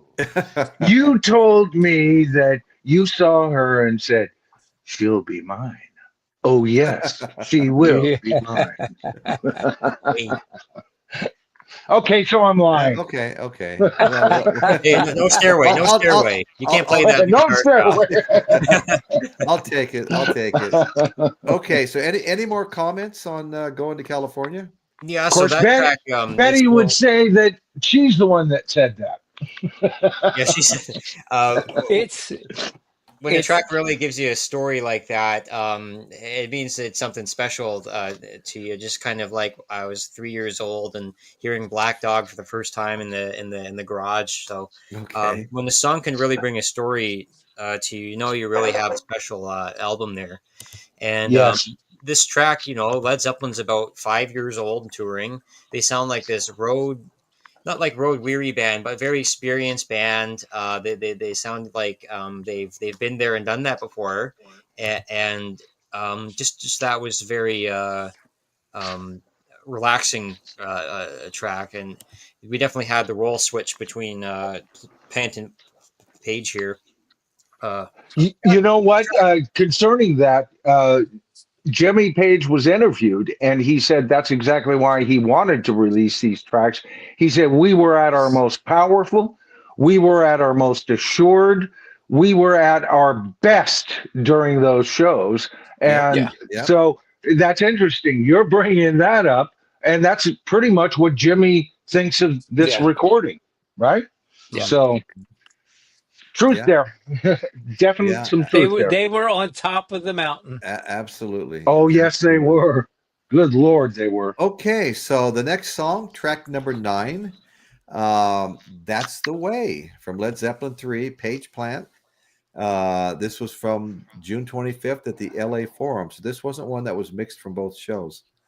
Now So we're talking about 3 tracks here now, starting with Going to California, That's the Way, and the next track we're going to discuss. These are the perfect way to leave this album. These 3 tracks, and this is what Nick was and I were talking about. This is the rest. This is the moment of this album. Right. Yeah. So any comments on That's the Way? I love this song. Oh, yeah. There's not a bad track on this album, but No, there's not. This is a great song. Great song. Yeah, This it's just Oh, go ahead. no. I'm just saying it's just incredible. Like y'all were saying, the last 3 here are just what a Yeah, great ride we've been on, and this yeah. is the roller coaster's slowing down, but and we know the end's coming, but wow, this part is every bit as good as how it started, and yet it's nothing like it, but it is. You That's a know? good analogy, Nick. It's like when the roller coaster at Disneyland slows down, but then the scenery gets interesting, Yeah, right? the other things are appreciated, and Yes, your Right. yes. senses are more acute to the journey you've just been on, and the lulling of where you're riding now is just so Yeah, beautiful. yeah. The rest of the album Let me just say has hi to been Thunder LP. Mountain, you know. Hi to LP who just joined us. Thanks for joining us. We appreciate you. Okay, go Absolutely. ahead, guys. I wasn't trying to interrupt. I just No, I was going No, to it's say, okay. the rest of the album so far has been Thunder Mountain, and this is the Jungle Thunder Cruise. Mountain. Yeah, the Jungle You Cruise. know, Right. these 3 cuts are the Jungle Cruise. It's just Yeah, as cool, but you're complete not with having your hair blown back. complete with the cap gun. Yeah, They're getting to the funk part now. We had the rock and roll part, we had the ballady kind of part, a little bit of blues, but now it's funk. It's fun. They're ending this first side on a positive note. And yes, these songs sound fresh because they were pretty much just released in the last year. Before that, they just sound so fresh and youthful and energetic. yeah, I agree. Yeah, totally. Yeah. Yeah, that's great. Yeah, yeah. Well, Now you're talking about Bronner stump, right? but wait, but before we even get there, even the style of the guitar has changed in the way it's relaying its information to the audience.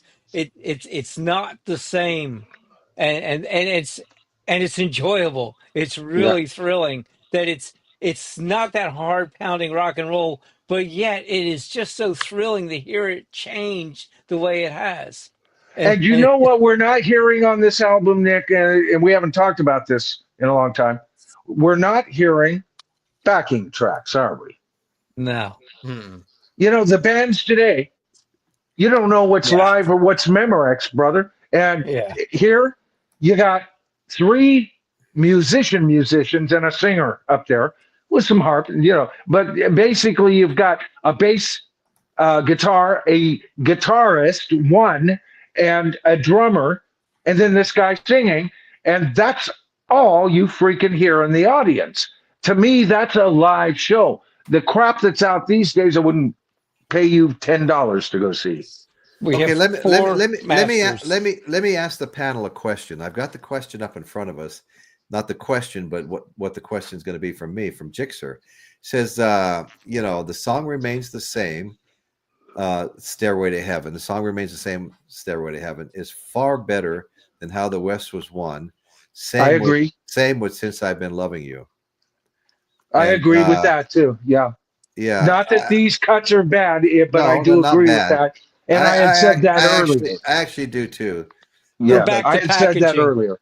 Yeah. I We're, love Stairway live, but it's always different, and yeah, I love the studio version. Yeah, slightly better. Since I've been loving you is slightly better on this album than the other one. the song remains. yeah, Okay. and All I right. also think it's packaging.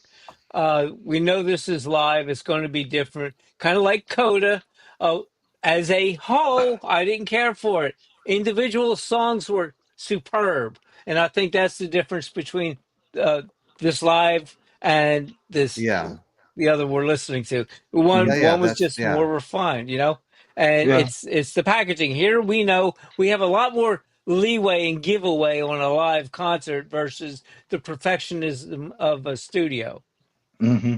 Mm-hmm. yeah. So we're willing to be more giving in a live album because it's more of an experience thing versus conveying the music.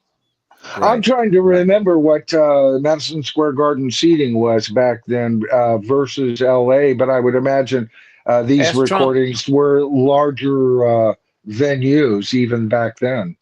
Yeah. Well, which when did they tear down Madison Square Garden, and rebuild it?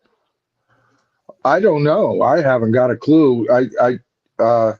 I'm not a fan of Madison Square Garden or the company that owns it, but so I unless I was going to do a video that Right. Okay. exposed those rascals further than I already have. I'm Yeah. not aware of their specific history, other Okay, than it's a I wanna. Yeah, corrupt go ahead, man. venue. I I just was want just to. saying it's a corrupt venue, and it was even then. And as a matter of fact, that was brought out in the segment where Peter Grant caught the promoter, letting people he knew, and he was getting his part for selling Led Zeppelin merchandise, and then he Yeah. played dumb. And Peter Grant knew, and I'm going to tell you, I'm a musician. I've sold merchandise. I have had merchandise tables. Uh, Peter Grant was dead on, and that greasy monkey was guilty as shit.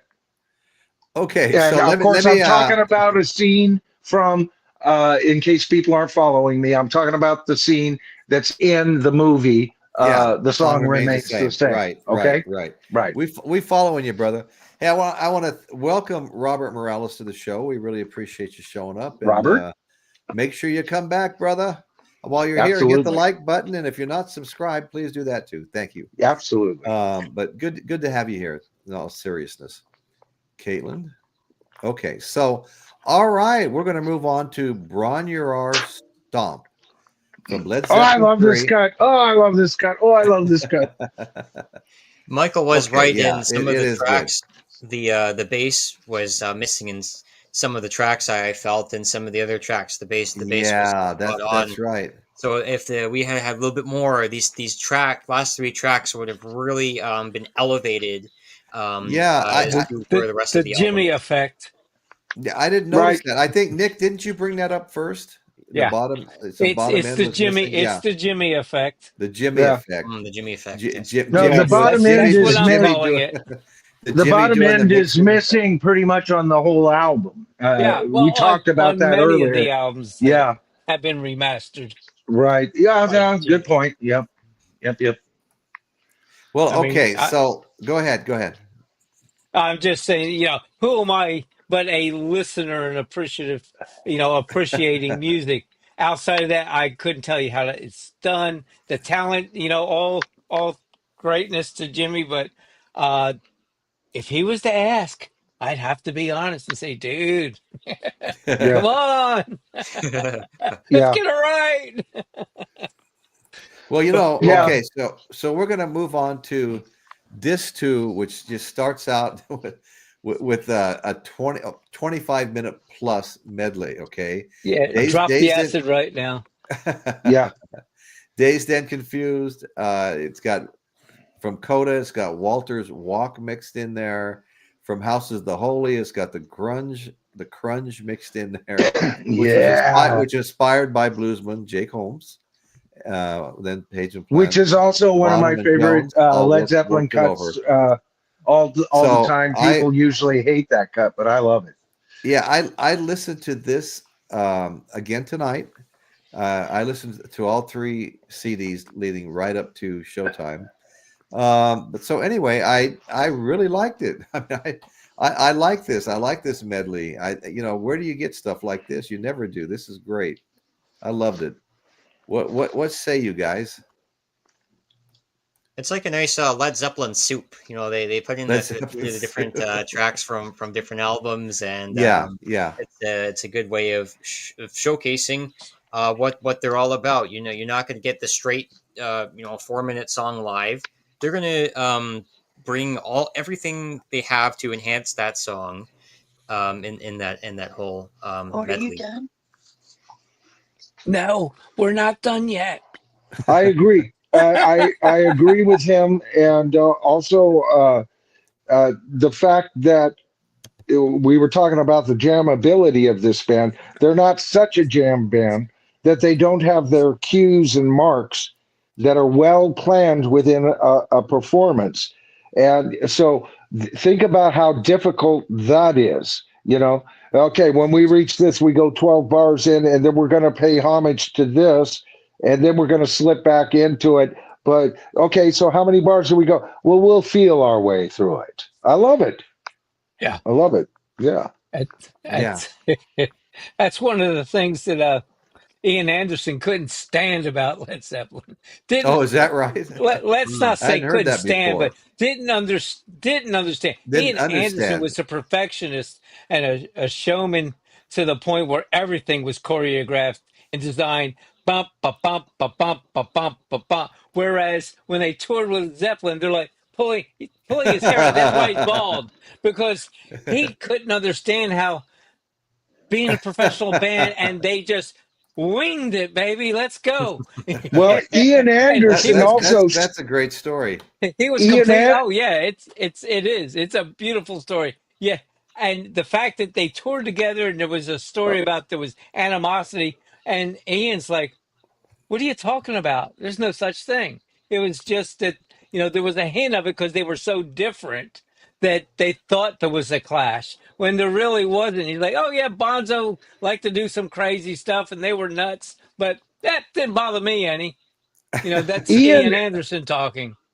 Ian Anderson, along with Pete Townsend, were jealous of Led Zeppelin. Ian Anderson was quoted as saying, "The only problem with Led Zeppelin is they don't have me as a lyricist." Oh, is that what he said? Yes. That could be Yes. quite possible. Well, there's some big Yes. ego. There's some big So, egos out there in the music right. industry. Well, yeah, And you know well, what? Now I'm being harsh on Ian Anderson. Jethro Tull is one of my top 13 bands. yeah, Okay, great so band. Yeah. I have Yeah, mad they are. respect Kudos. for Ian Anderson. He's one of my heroes. I collect everything from Jethro Tull and Ian Anderson. I love that album he did with the London Philharmonic Yeah, Orchestra wasn't it and his great? flute. Oh, it's one of my favorite recordings. I gave it as a gift to my mother. This is the same mother Wow. who heard me playing Thick as a Brick and heard the part saying, his sperm's in the gutter, his love's in the sink. And she said, his prick is as thick as a brick. Not thinking that was cutting him down. But anyway, but she was young and I was 15. And now, then years later, she was 60 something. I was in my 40s. I bought that for her. She Yeah. loved that to the day she passed away. She loved that Yeah. album. God bless her. You know, Yeah. yes. Right. So I love Ian Anderson, but I Yep. call out rock stars when they don't make sense, right? Sure. I Sure. love Pete Townsend. You know, I'm a major Who fan, but you know, the man was jealous of what Led Zeppelin had to offer, and it came out in almost any interview either one of those guys had when Led Zeppelin was mentioned. You could just smell the jealousy off of them. Yeah. You know. You Sad, guys That's read a my really shame. mind sad. on Ian Anderson because the way they did their cues and transitions was usually through the drummer. He would do 1, 2, 3, 4 on his on the cowbell, so that's how you Uh-huh. can tell the transition between Yeah. most of the tracks. Yeah. They Yeah. had cues, definite cues on every certain song, every step, everything that was, even the interaction between Ian and the crowd. Everything was scripted and choreographed. I mean, that's I just saw, how yeah, he I wanted saw to make them. sure that every place they went got the exact same perfectionist concert, so everybody saw the same thing. I Whereas saw Led them at Zeppelin their was, you're going to passion get play. whatever I Yeah. flows and comes out, and I was they're going to just two say, different Nick, I styles. saw them during their passion play tour, and Okay. everything you say is absolutely true. They were Oh yeah. so on freaking fire. I Yep. wasn't crazy about the album, but they played Right. plenty of stuff from other albums during Yeah. that as well. Yeah, I Right. didn't think it was as good as Thick as a Brick, but I wasn't going to miss seeing them, man. You I Yeah. know, saw Right. I saw Jethro Tull at the Ice Palace in Las Vegas. It would have been 70, between 71 and 2. yeah. Yep. And So you must have saw them a year or two before me because when did they play the Cow Palace where Passion Play? When did Passion Play come out? I'm trying to I'm remember. not I think it sure. was just before I got married, so I was about 18 or 19 when it came out. So what, 73, 74? Yeah, Yeah. So, but like I said, that was one of the greatest concerts I've ever seen. It would be in my top 10 concerts, maybe even the top 5. Massive Okay. band. Okay. Yeah. Yeah, no, it was a great band. Yeah. Still so the is. way to what's he got there? Oh, I can't actually read it, but Well, I crossed out your name and put Michael's name on my post-it note. Now, do you know what it says? Ah, yeah. what am I just saying now? Royce, What the Michael is hell? old. Yeah. Thank you. Oh, Thank you. when you have the Oh I'm man. transitions glad you crossed in some out of my their name. there's songs. One of them was sometimes Zeppelin they would play only 11 bars. Sometimes they go to 13 bars. And Yeah. John Bonham, he would go to his triple kick. He would do a little bit more to kind of signal a transition. But I would say about half the time you can't really tell when the next transition's happening, Yeah. and they're just going Gotcha. off their instinct. So it's God, Question. yeah. Question. Carmen Wait, App wait, wait, is. Michael. Wait, Michael. He mentioned Bottom doing a little more. How does Bottom do more bottom? I mean, come You know, on. it's interesting. You mentioned his famous triple kick, I'm which picking at you Bonham now. was famous for. Carmen Yeah. Appice, who happens to be one of rock's greatest drummers, was jealous, and he was probably Bonham's biggest fan. And Yeah. this guy, along with Led Zeppelin, knocked Vanilla Fudge right out of the park. You know, when they showed up, and Right. Carmen over Freebird. the Yeah. years has said so many times, "There's no drummer like Bonham. There's no drummer like Bonham. I There's no agree. drum." You know, and then you click your ruby slippers three I know. times, and I you're was back thinking home, I was baby. thinking the same thing. Yeah, yeah. So mad just like that respect for comment him. early. I'll comment earlier. No Stairway from Wayne's World. Oh yeah. Took that guitar and hit one note, and one Yeah. of the guys working there grabbed it, pointed to a sign, "No Stairway." Yeah. Yeah. I love that part of the show. That's so memorable. Okay, It's what is and what should never be track number 2 on disc 2? What should never be from Led Zeppelin 3, Page and Plant? Page and Plant. Okay, what do you guys think? I like this song. There's not a song here I don't like. I got to Yeah. be honest with you guys. They're all good I, songs. I love the lyrics of this song, Yes, and yes, the lyrics are great. so I first of all I love the lilt of this song. I love it live. I love it the studio. I just love it, love it, love it. All right. So, but it's the lyrics that Tell us how you really went feel from now. just like this soft song that was okay, uh, but then when I listen to the lyrics and the pictures it paints in my mind, it becomes a classic Led Zeppelin cut for me. And so, no argument. Dr. Rick, I love your comment here, and I got to tell you why I love it. I watched a couple of shows on YouTube TV yesterday. One of them had to do with the making of Stairway to Heaven and what all the lyrics meant. And the second one had to do with Leonard Skinner and everything they went through to finally, get their record deal and stuff, And both of those shows I highly recommend them both. They were great. But so anyway, he's just telling Joseph he feels the same way about Leonard Skinner. Yeah. Skinner Yeah. can be up I there, always maybe considered top 5. Yeah, I always considered Freebird and Stairway to Heaven rock anthems, I should say. Oh yeah. Oh, Well, oh they yeah. open when I saw the Who.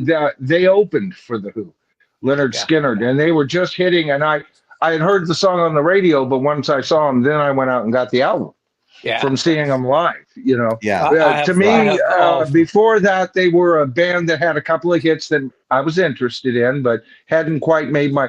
And I didn't go see them to go see them. I went to go see the Who. They were just Yeah. the band opening up for the Who, and it was yeah. like, oh yeah, they're See, wow, I dug Southern rock big time.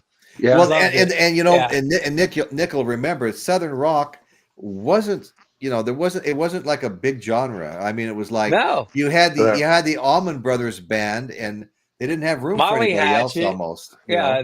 Yeah, Just a handful of bands, but yeah, that hit the big time. And right, right. and it was iconic. Oh They yeah, took rock and roll and a little country and a little blues and a little Appalachia and said, "This is ours and we're owning it." And they took Mhm. it. right, It was right. beautiful. Yep. Yeah, Mhm. it really was. Yeah, I really enjoyed watching that last night. I mean, it started with the very beginning of the band being put together. So what will never be when they the beginning's real soft, then the gavel comes down and they just start rocking. Yeah, Beautiful rock yeah. and roll. And I Yeah. nobody does that better than Led Zeppelin. Yeah, I no. we're Doesn't happen. about No, halfway doesn't through the happen. album, and this is like kind of where the song starts. My guard is dropped. All the expectations are kind of, well, they're surpassed obviously, but Yeah. I can't like expect anything more. So this is where it happens. It's like those 3 hour Guns N' Roses. Like I went to a Guns N' Roses concert, like 3 hours, like a Oh, I'm Right. three sorry. hour Rush concert. Well, Just the first hour and a half was waiting for Axel to come out, right? yeah, well, Yeah. yeah, I had to wait about half hour. They were about 45 Okay, minutes late to that right, show. right. But Yeah. That disrespectful. you take a little bit of like Elton John and kind of ballad, magical type um, concerts or songs. So this is more than just a concert, more than just this is the experience. Now we're right in the middle of the Led Zeppelin Yeah. experience, and Yeah. um, Mhm. just loving this track. Oh Yep. yeah, definitely, Absolutely. definitely. Now we're going to move on to track number 3, "Dancing Days" from Houses of the Holy, Gotta love um, it. their 5th studio album. Page Plant mixed from both nights once again. This is the other song I was talking about. Jimmy Page playing every lick known to man from the original and mixing them up all like salad, and it's fun to listen to him do it. That's what keeps the listener interested in this track. Hey Royce, I'm gonna have to sign off here. Okay. I got on so early, my headphones are going. Oh my So, and God. I don't Okay. have a backup pair, but I'm going to be watching and I'll be in the peanut gallery. Okay. Okay, Michael. All right. Thanks so much, brother. Thanks for having me Yeah. on. Oh no. I had a great time with You're. everybody on the panel tonight. Thanks. Yeah. Thanks for Yeah. your input. Yes. Okay, guys. Yeah. Night. Thank you, Michael. Okay. No, sorry, I was muted. Didn't even realize. Yeah. See, now I just need to say what people are watching, or I'm bobbing my head doing this. I have an iPad over here, and I mute myself so I can start bopping on the next song and listen to it a little bit and get get it happening while y'all are talking. I'm listening to you, listening to music. Right. Can you have any more fun than that? Right. No, I'm sorry, guys. I'm just playing around a little bit. Let me No, get back. Let me get back no to where we worries. were. Okay. I think that's where we were. Whipping Post definitely blues. Yeah, absolutely, Dr. Rick. Yeah. So we Okay. were So let's see. We had dancing days. We're at yeah, dancing days. we're at Dancing Days, track 3. Hey, that looks pretty good right there. Okay, so Dancing Days from Houses of the Holy, studio album number 5, mixed from both nights again. And then Yeah. Michael started talking about it, and then he cut out. So who's got anything to say about Dancing Days? I Yeah. like the song. I like them all. I've said that before, but I really do. I like every damn one of them. Go ahead. Okay. Go ahead, Dawson. Oh, you forgot to point the other way. Oh, okay. There we go. Okay, there we That's go. you? What, Okay, what it's do the you what do you opposite what on do my you mean? screen. He's pointing I'm here. reversed. Reversed. Okay, so yeah, Michael was talking about he's playing every lick known to man. He was like channeling the Clapton almost. He's playing the riff every way, every scale, pentatonic, mixolydian, Led Zeppelin, and I think the song was rather mixed a little roughly in both nights, but Okay. it was just a good another kind of funky song that they were able to play, and I was dancing to that one. Yeah. Sometimes rock and roll is rough. You want that Yeah, martini yeah. how? Shaken and stirred? We got you. We got the song for it. Be right up. Yeah, this is no Steely Dan here. This is Led Zeppelin. No. No. You better change the channel. Lido Shuffle. Right. Yeah. And just a quick Okay. Easter egg from the last song, Walter's Walk from Coda. I get like kind of chills from that too, because they didn't officially release that until way later on, Way until later. our last Yeah. discussion. Yeah. Right. So that Right. was a little Easter egg that every album, everything, there's always a little Easter egg that Led Mhm. Zeppelin puts in. So that was one of them. Right. Right on. I like it. Okay, so now we're going to move on to the 4th and final track from disc 2. And I absolutely love this song. I mean, I love John Bonham's drumming, and this features a 19-minute and 20-second drum solo from John Bonham, and it just blows my head off. It's from Led Zeppelin 3, Moby Dick. Yeah, 19 Yeah. minute 19-minute and 20-second drum solo. What do you guys think about this song, Moby Dick? This particular version of it? More joy. Just absolutely more joy. I More mean, joy. how can you not What's just not to fall in like, love? right? Yeah, I Oh mean, God, it's just like you said, 19 minutes of head bopping and foot stomping, and yeah, yep. absolutely, There's absolutely, not a yeah, whole lot of three disc albums that I will sit down and listen to straight through. Mm-hmm. Just doesn't happen. I got stuff to do. I got a life. There's things going on. right, This right, 3 disc album, my butt sat in that center chair right there with that volume knob turned up, and then every now and then it got turned up a little bit more. Close to And 2 hours. It's close to 2 hours. yeah, I did not move. It was just incredibly fun. And most music, yeah, it's good, but it don't make you do that. It just does. Yeah. Right. Sometimes, Right. or even, you're on your iPad, and you're cruising the internet, and you're reading. No, that doesn't happen No. during listening to this. You're just sucking it up and enjoying it. You're like a Right. sponge, just bringing Yeah. it all in. That's It's like exactly. Well, it and keeps. it's almost 2 hours long too. Yeah, well, The three It, discs. Yeah. it's an hour and does a half does long, great or two does hours and a half. greatness have a limit? No, it does. No, it No, it doesn't. doesn't. No. Moby Dick is Yeah, my favorite song on this album. Out of all the tracks, this one's my favorite. I just love how the guitar yeah, kicks in. Dan, dan, yeah. dan, na, na, na, na, na. It's just like the Right. 70s. Right. If I kind of half stoned or whatever, dan, dan, I just play the thing over and over Right. again. Right. Hey, I want to welcome Bill K to the show. My good friend Bill K. Good to see you, brother. Hey, Bill, good to Billy see you. Thanks for dropping in and joining us. Talking about Led Zeppelin's "How the West Was Won." We're going through the track list Yeah. now, and we've just now gotten to disc number 3, and it starts out with an amazing 23-minute plus medley. Whole Lot of Love is basically the song, but then you've got mixed in there, you've got Boogie Chillin', Let's Have a Party, Hello Mary Lou, which was omitted from the 2018 reissue later, and Going Down Slow. You got Bonham, we got some Willie Dixon in there, Jones, Page, Plant, Bernie Bessman, John Lee Hooker's got some music in there, Jessie Mae Robinson, Kayet Mangiarsini, and Gene Pitney, Gene Pitney, and James B. Oden. Okay. 23 minutes and 7 seconds medley of Whole Lot of Love with all that stuff Yeah. mixed in. Now, this was pretty freaking incredible, I thought. Yeah. I listened to it the other day. I haven't had this CD for very long, to be honest with you. I listened to it the other day. It takes time to get to it if you start with CD 1.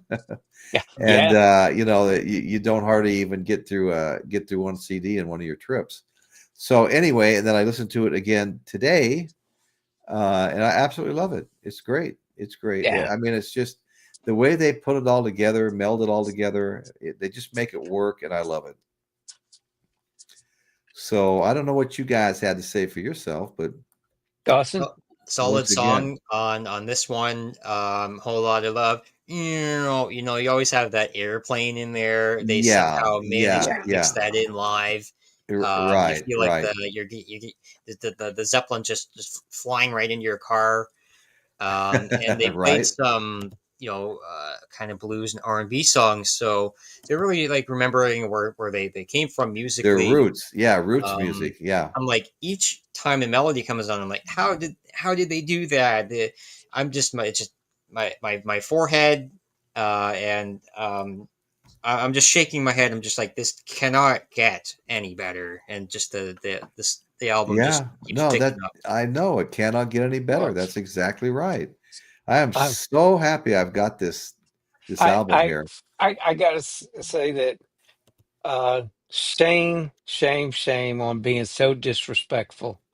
Listening to this album in the car is disrespectful, in my opinion.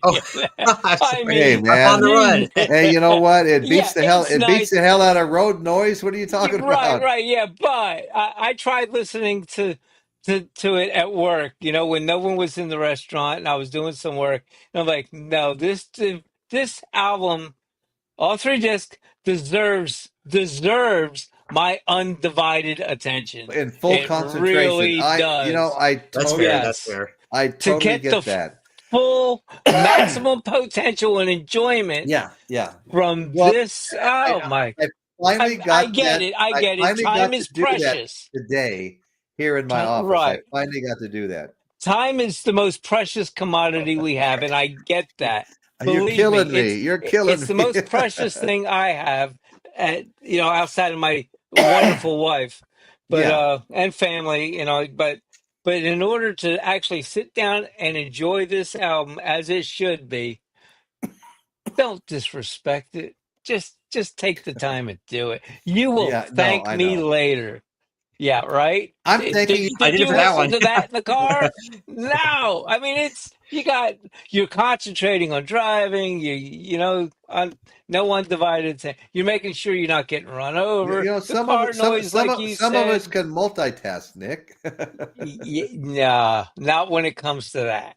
No, no, I'm I hear, sorry. I hear you, brother. Yeah. No, Yeah, I'm but yeah, with you, we all man. do it, and it's out of necessity. I get it, but I think you ought to take the time. This album It's is out of worth the necessity. I time. mean, That's a Yeah, good I point. know this you album. know, Out of all the music we have, and we have lots of music, this one deserves your undivided attention.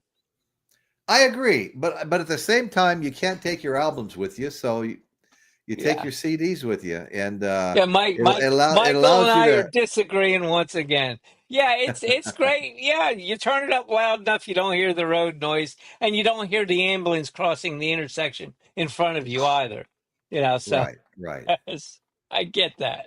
Thank you, Michael. But yeah, Michael, if you created an album, would you want my undivided attention? You would want me to sit down and respect the craft. Right. And that's all I'm saying. But yeah, out of necessity, we have to do these Yeah, things. I Listen mean, to what music when we can. But if you get the time, we all have CD players in our car, and it may I not be optimum, but yeah, you can still get into it, enjoy it for and you can sure. still pick things out maybe you haven't heard before, What and still enjoy the hell out of it. I mean, what are you going to do? Just turn the radio on? well, right, right. It's like my nephew I said. do that too. I do that too. I've ruined his favorite Led Zeppelin album because he listened to it in my room after listening to it on CD and MP3 and streaming. He finally listened to it on vinyl. He's like, "Thanks for ruining the music," because Well, it's okay, I'm going to take it one step further. Uh, one of my Harley Davidson, the big touring bike, okay, had a stereo. yeah, Oh, yeah, absolutely. There's no windows to roll up, so Nope. I'm driving on my Harley with a little louder than maybe even legal pipes, and I'm listening to freaking Led Zeppelin, and I'm That's all listening to right. Led Zeppelin and everything else I like, There you go.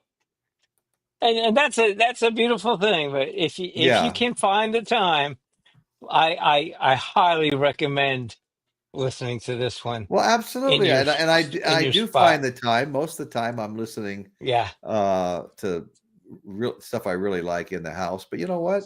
I like it so much, I might have to take it with me when I leave too. absolutely. yeah, Novus Nick is right. There's points where I was listening to it, like during some of maybe the slower songs. I was like, oh, I gotta turn this off. I gotta focus on the road here. And I was just taking me into the Zeppelin Yeah, world, and I'm like, yeah, I gotta slow down and listen to that. On my yeah. It'll technique it'll suck you stereo. away for sure. You And know, there's something special about loud Harley Davidson pipes as a backdrop, Nick. oh wait, James Watson. I love this music. I think I'm misinterpreting what he's saying. Where to go? He said I'm hardcore. He won't even make love to this album. That's what I'm doing for that 2.5 hours in my cave. Oh, beautiful stuff. Uh, Wow. Yeah, no, love. absolutely. Beautiful stuff for sure. Okay. Okay. So let's see. Let's see. We're working our way through the list here. Um, okay. So Yeah, what are we kind of got through Whole Lot of whole Love, lot of love. Yeah. and we're down to Rock and Roll from great song, Led Zeppelin 4, Bonham Jones, Page and Plant. And it doesn't say whether or not it was mixed from both shows, so I'm assuming it wasn't. So anyway, rock and roll, that's a favorite of mine. I enjoy that song, and it's very popular. I use it in hashtags and everything else. So what do you guys have to say about the song Rock and Roll? this album is called "How the West Was Won," so they Yes. already convinced me that they've won the West already by this point. And when they play this one, they're just showing that they are like pretty much the best. Technically, they had to tour in America a few times, and when they did, they really proved to the music community and the rock and roll community that they're here to stay, and bring in this song, which Yeah. is rock and roll. Right. Right. Yeah. Yeah. Great song. It really is a good song. Yeah, if we're down to the last three songs, this being the third one. And Right. if you can sit still and not stomp your feet to this song, you are technically brain dead. There is nothing happening up here if you can stay still. That's a fact. They will just zip up the body bag and put you on ice. You're done. Okay? Right. Right. Beautiful rock and roll. Right. No, that's exactly right. It is beautiful rock and roll. Okay. So, appropriately named, obviously. Okay. Track three, The Ocean from Houses Mm. of the Holy. That's a great song. Bonham, Jones, Page, and Plant. Okay. Bonham, Jones, Page, and Plant. The Ocean. Great song. I like it. I like it. House of the This Holy. one Great album. Go is ahead. okay. There's an oh yes, Novus Nick was talking about different listening habits. Yes. One of them was how it's played, the different songs. Okay, yeah, I had that thread earlier. It'll probably pop back in my head again. But yes, "The Ocean" is my favorite Led Zeppelin song. Like out of all the songs they make, it just has a personal connection to me. Just hanging out with friends and listening to rock music is finding Yeah. other Right. people that also like rock music too, and being able to share that with others. With having fun and no judgment, and just being able to share that experience that it's just beyond me kind of hanging out in the basement and having friends together, just like that 70s show. So we're able to kind of replicate that there. Well, I Yes. think Awesome. I think this is the third or fourth favorite song of Dawson's on this triple CD. Oh no, overall out of all of Led Zeppelin, so my favorite song in this one is, is Okay. I needed that yeah, clarification yeah, because yeah. I'm like, well, that's really impressive. I like his idea. Well, you I would have gone with it, Dawson, because yeah, this this three CD disc is going out the way it came in. Just hot rock and roll. We're digging it. It's yes. just Yes, that's right, incredible. Nick. And the way this starts off is like the joy hasn't lessened. We've had a couple of little palate cleanser. That's enough. Let's keep it moving. And it's just been jam, jam, jam. I don't know how you couldn't be exhausted just listening to it at the end of it, just from tapping your foot, banging your hands, and saying, yeah. Now, there's people that claim, they appreciate listening to headphones more than speakers. And it, Oh, it yeah. depends. Some on. people just insist on headphones. Yeah. Yeah, and sometimes you're forced into that, and you create a habit, and you stick to it. The thing with that was headphones are a lot more different than speakers, Oh, and yeah. not that what I'm saying. Well, let me get to this. Headphones are a lot more particular. So I have three sets of headphones depending on the music I want to listen to, or Hmm. the mood I'm in, or the style. Each one has its own personal characteristics. Yeah. Okay, speakers, uh, you don't do that. You have your set of speakers; they have their sound, and you're either happy with them or you're not. And to me, I wearing headphones. I've had problems where I couldn't sleep at night. I listen to music all through the night, Yeah. and great. I have some that'll give you a vibration, make you feel that bass. But there's nothing like getting that chest pounding bass right Oh, here. yeah. Is And that like the you're listening to D-box seats? Bonzo. You don't want it just happening here in the make believe world of headphones. And like I said, I've spent some dollars on headphones, and it sounds great, and you can pick up all the nuances. But if you treat your room, you have a decent set of speakers, an amplifier to drive them, uh, and the input. Yeah, you want to be able to just get punched all over with that bass. When Bonzo going like this, and you can just feel each drum strike. Oh Yeah, yeah, yeah. that's beautiful. Nick, You don't get that I in the could. car either. No, no. That's where you're wrong. I had my '56 Chevy Nomad. I sold it a few years ago. I had 700 watts of stereo in there with a huge subwoofer, all built into a big box. And I tell you what, if I pulled up next to a plate glass window, a storefront, and I had a bass knob too, bass knob down between the seat. And man, when I cranked that thing up, the window, I thought I was going to blow the windows out. I mean, this thing could like double as a defibrillator. You felt that bass in the car. Yeah, well, So you you can are feel it, but absolutely wrong about that. no, I don't know. I'm looking at two sets of subs now. Each one has two 15-inch drivers and Okay, 1,750 watts driving each pair of woofers. respectable. Right. And then if I'm doing digital like I was, I have my amplifiers driving each speaker are 1,750 watts into 4 ohms. Okay, you plug that into your dryer socket, that amplifier. Seriously, you do. Your It's a two. 240 volts. Yeah. Yes, they are 240 volts. Yeah, okay, okay, right It's on. But I okay, was just and I they'll was put out merely the pointing bass. out that you can get some great Yeah, you can get sound some and great great bass, bass in a car.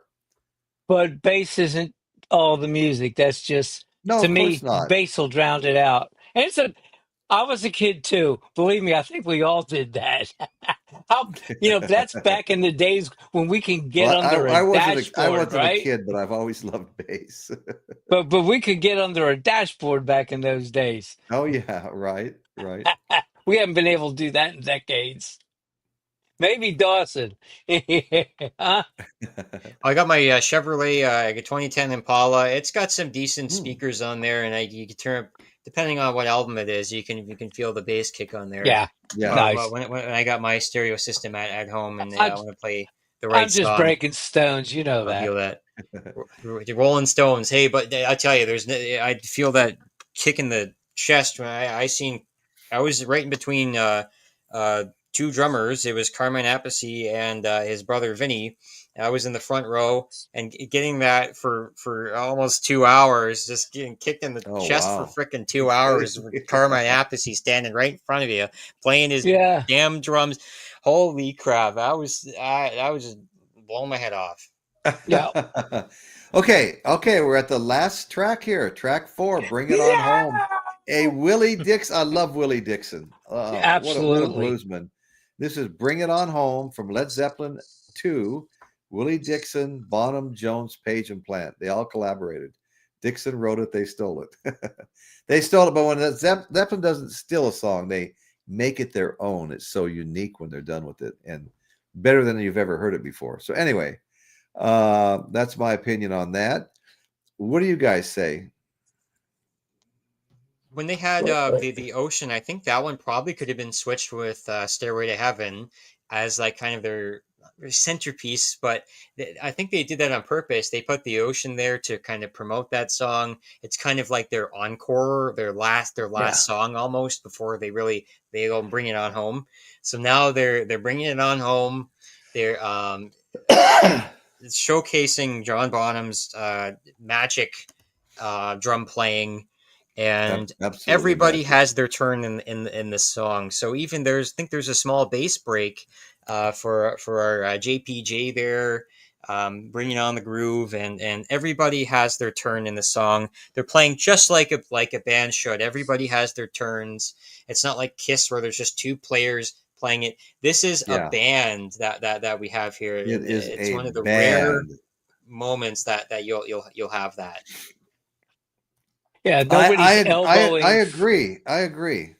Yeah, nobody's elbowing for space or No, stage area. Everybody's got their opportunity to showcase what they do and what they contribute to the band. This, I think, is a wonderful song ending this whole package because we're bringing it on home. And I don't think it could. I don't know no, what other and song we could that's end it right. in. That's right, Nick. That's right. I You really know, don't know what other song out of their whole catalog they could end this in. I think it was an exceptional choice. no, the exceptional choice. You know, Michael made a comment here, Nick. Zeppelin is Ford F-150, and a good interstate is my idea of a great drive. Yeah, I like my music when I'm driving too. It just makes it so much more enjoyable. Oh yeah, It's not going to be absolutely. like laying on the floor in front of your stereo with your headphones on. Uh, it's not going to be like that at all. It's going to be different, but it's still going to be good. Yeah, So, absolutely. okay, guys. So let me move on to a couple of quick things here. When this album came out, How the West Was Won, we'll look at some performance, how it did on the weekly charts. And I'm not going to read all this. I'll rattle off a few of the higher rated things. Okay, it was number one on the Canadian album chart, Billboard chart. It was number two in on the Belgium am, God album charts. Okay, and then there was number 11 in France, 11 in Germany, 7 in Italy, 3 in Japan, but Portuguese 9, Scottish it was 5. But then we get down to the UK and the US, which are always the top. It was number one. It was number one USA Billboard, and number 5 in the UK. So 1 and 5. Okay, so I thought that was pretty respectable. As far as certifications, in Brazil it hit gold. In Canada it was platinum. United Kingdom it was gold. In the United States it was platinum once again. So that's about really all I have, guys. I mean, let's see. Let me see. Let me get the chat back up here. That's right, Michael. Better than listening. Michael Nolan. Nice setup, Doc. Yeah. Yeah. Doc's got the setup there. Switch between several tube amps designed and built. Also use AKG. Awesome, man. You got all Yeah, of it. I love All of it over my head, but I love the ability to swap. Uh, I can go solid state or tube for processors, amps, and it is nice to have that flexibility. And I have two sets of different speakers being able to listen to.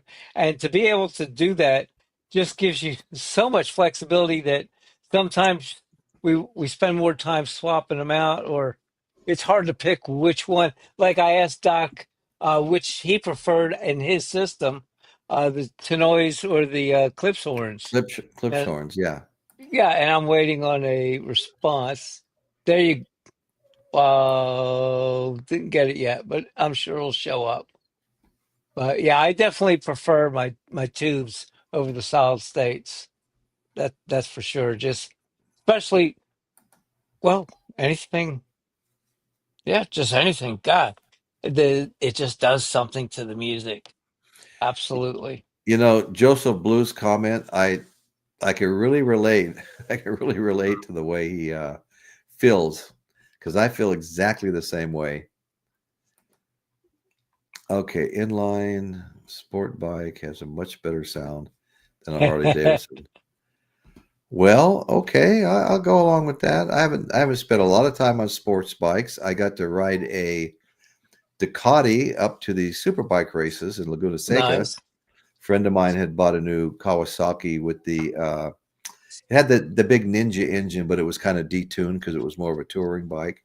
So he called me up. We both had more than one Harley, and he, told me about his Kawasaki, and he goes, hey, Royce, let's go up to the superbike race at Laguna Seca this weekend. I said, okay, I'll go with you, but I'm riding your Ducati. And he goes, okay. And his Ducati was sent. There was a country star. I can't think of his name right now, but he bought the same Ducati, and he sent it to some people down in Southern California that modified it for him. And he said he called him up and said because there was an article in one of the magazines about the job. He said he wanted the same mods, and they said okay. And so I'm telling you, that's one fast damn bike. I mean, you just roll on the throttle and look down. You're flying through 140, and it's like, I think I'll back it off a little bit. Yeah. But so that was quite an experience getting to do that. Anyway, so guys, let's see. We're checking the chat out, trying to get to okay, Michael, color me impressed, Doc. Well, right on. The Doc, he is impressive. Rock and roll is a tribute to Johnny B. Good. Well, that's interesting. Okay. To wrap up my thoughts on the album, it's a great album. It's definitely worth listening to, front to back. I do like some of their other recordings a bit better, like Nebworth 77 and the other DVD that we were talking about. Are these bootlegs? Is Nebworth a bootleg or? I think it's a bootleg. Yeah, I listened to some of that, but I like the crowd noise in some of those ones. Oh yeah, that'd be I'd like that too. I'm sure there's probably better live recordings, but I mean, this is just a good snapshot of capturing Led Zeppelin pretty much at their prime. At their prime, 72. Yeah. When I would listen to this album, I've listened to about 4 or 5 times. What I would do is I would play probably the first 5. Yeah, I play the first 5 tracks, and then I go to Moby Dick, and then play the rest of the album. So I kind of like play the first and third half, first and third, and then the middle when I'm in the mood for it. But usually I just go to like Immigrant Song and Moby Dick. Like those are my go-to ones for how I approach this album. My recommendations. Yeah. Okay, awesome. Thanks. And you know what? And thanks for joining us. Yeah, I appreciate you. Great participation. You're very knowledgeable. So, just met you last week at the previous show. So yeah, no, it's good. I mean, come on and join us in the future for sure. Absolutely. Yeah, thank you. I'll put my link in the chat here if you don't mind sharing it with the audience. I'm from Rampage Video. I'm going to be doing some more rock and roll reviews, record reviews, and continuing to play my part in the vinyl community here. So yeah, definitely thank you for having me on, and Dawson from Rampage Video. Dawson from Rampage Video, folks. Check out Dawson. Check out Dawson. Yeah. Okay, guys. Well, I want to thank everybody that's joined us in the chat. I want to thank, Novice Nick. I want to thank Dawson. I want to thank Michael Nolan, the bottom line. And yes, next week will be the Led Zeppelin BBC sessions. And it sounds like we're going to be getting joined by Rachel's Ghost next week. Unless something comes up. Okay, and Dawson says, get the lead out. Get the lead out. Woo! Okay. So anyway, guys, here's Michael once again. Yes. All right. So thanks everybody. I want to thank everybody in the chat. I want to thank Dawson. I want to thank Novice Nick. I want to thank Michael Nolan. Yes, next week, BBC Sessions, Led Zeppelin. And that's what's happening in Royce's world today. And I want to thank you all so much for being here. Appreciate it. All right. Good night, everybody. Good night. Thank you so much. Peace.